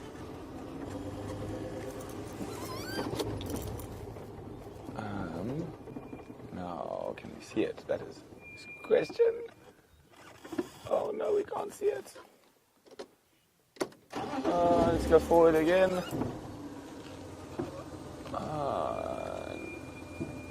No! It's a hornbill. Oh, you got something in the distance.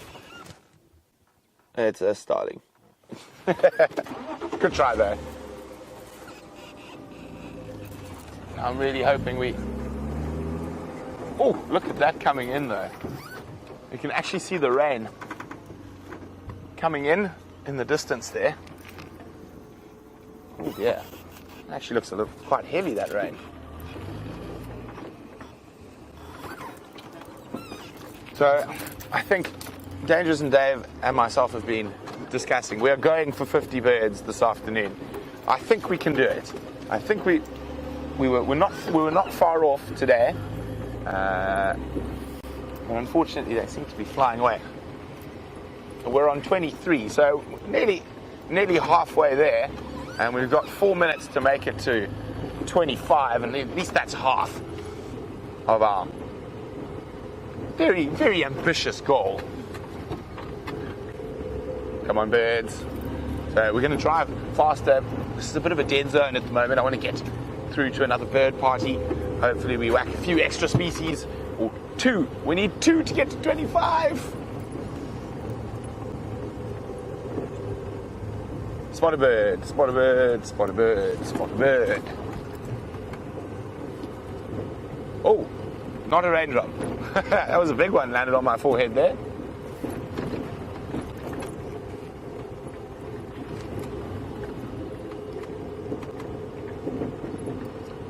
Okay, Dave and I, our heads are literally on swivels at the moment, trying to spot any form of feathered friend.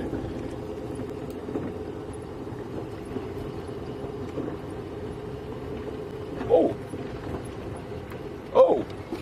Ah, it's raining! Hi, I think Lioness, she would like to know about nightjars. Do we get them in South Africa? We certainly do. We get quite a few different species here. We get freckled, fiery-necked, and Mozambique or square-tailed are the most common.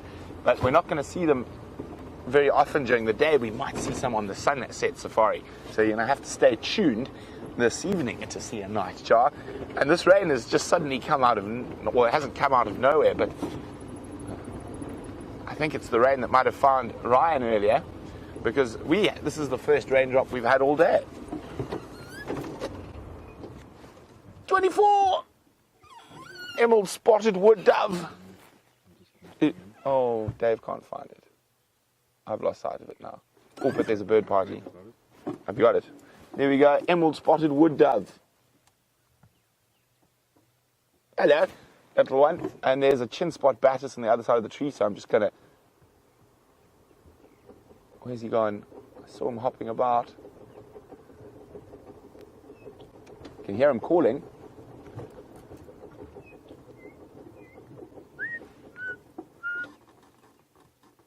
Come on. There he is, there he is. You got him. There we go. 25. Chin spot batis. There we go. I don't know if you heard Dave's. Oh, yeah. In the background there. Oh, off he goes.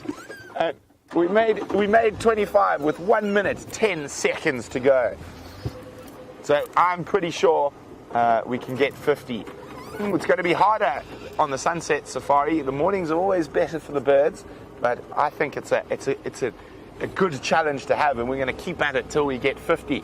And once we get 50, then we're going to have to try for something even more than that.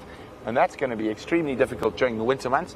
Of course, in the summer, when all the migratory birds are around, it makes life a little bit easier. And here comes the damp. So it's not raining very hard, but it's enough to sort of cool it down quite a bit.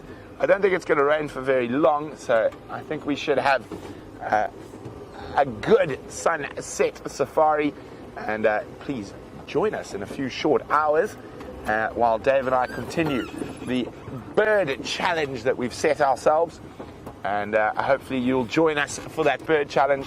But from a wet and rainy Juma, have a wonderful rest of your day, and we will see you in a little while.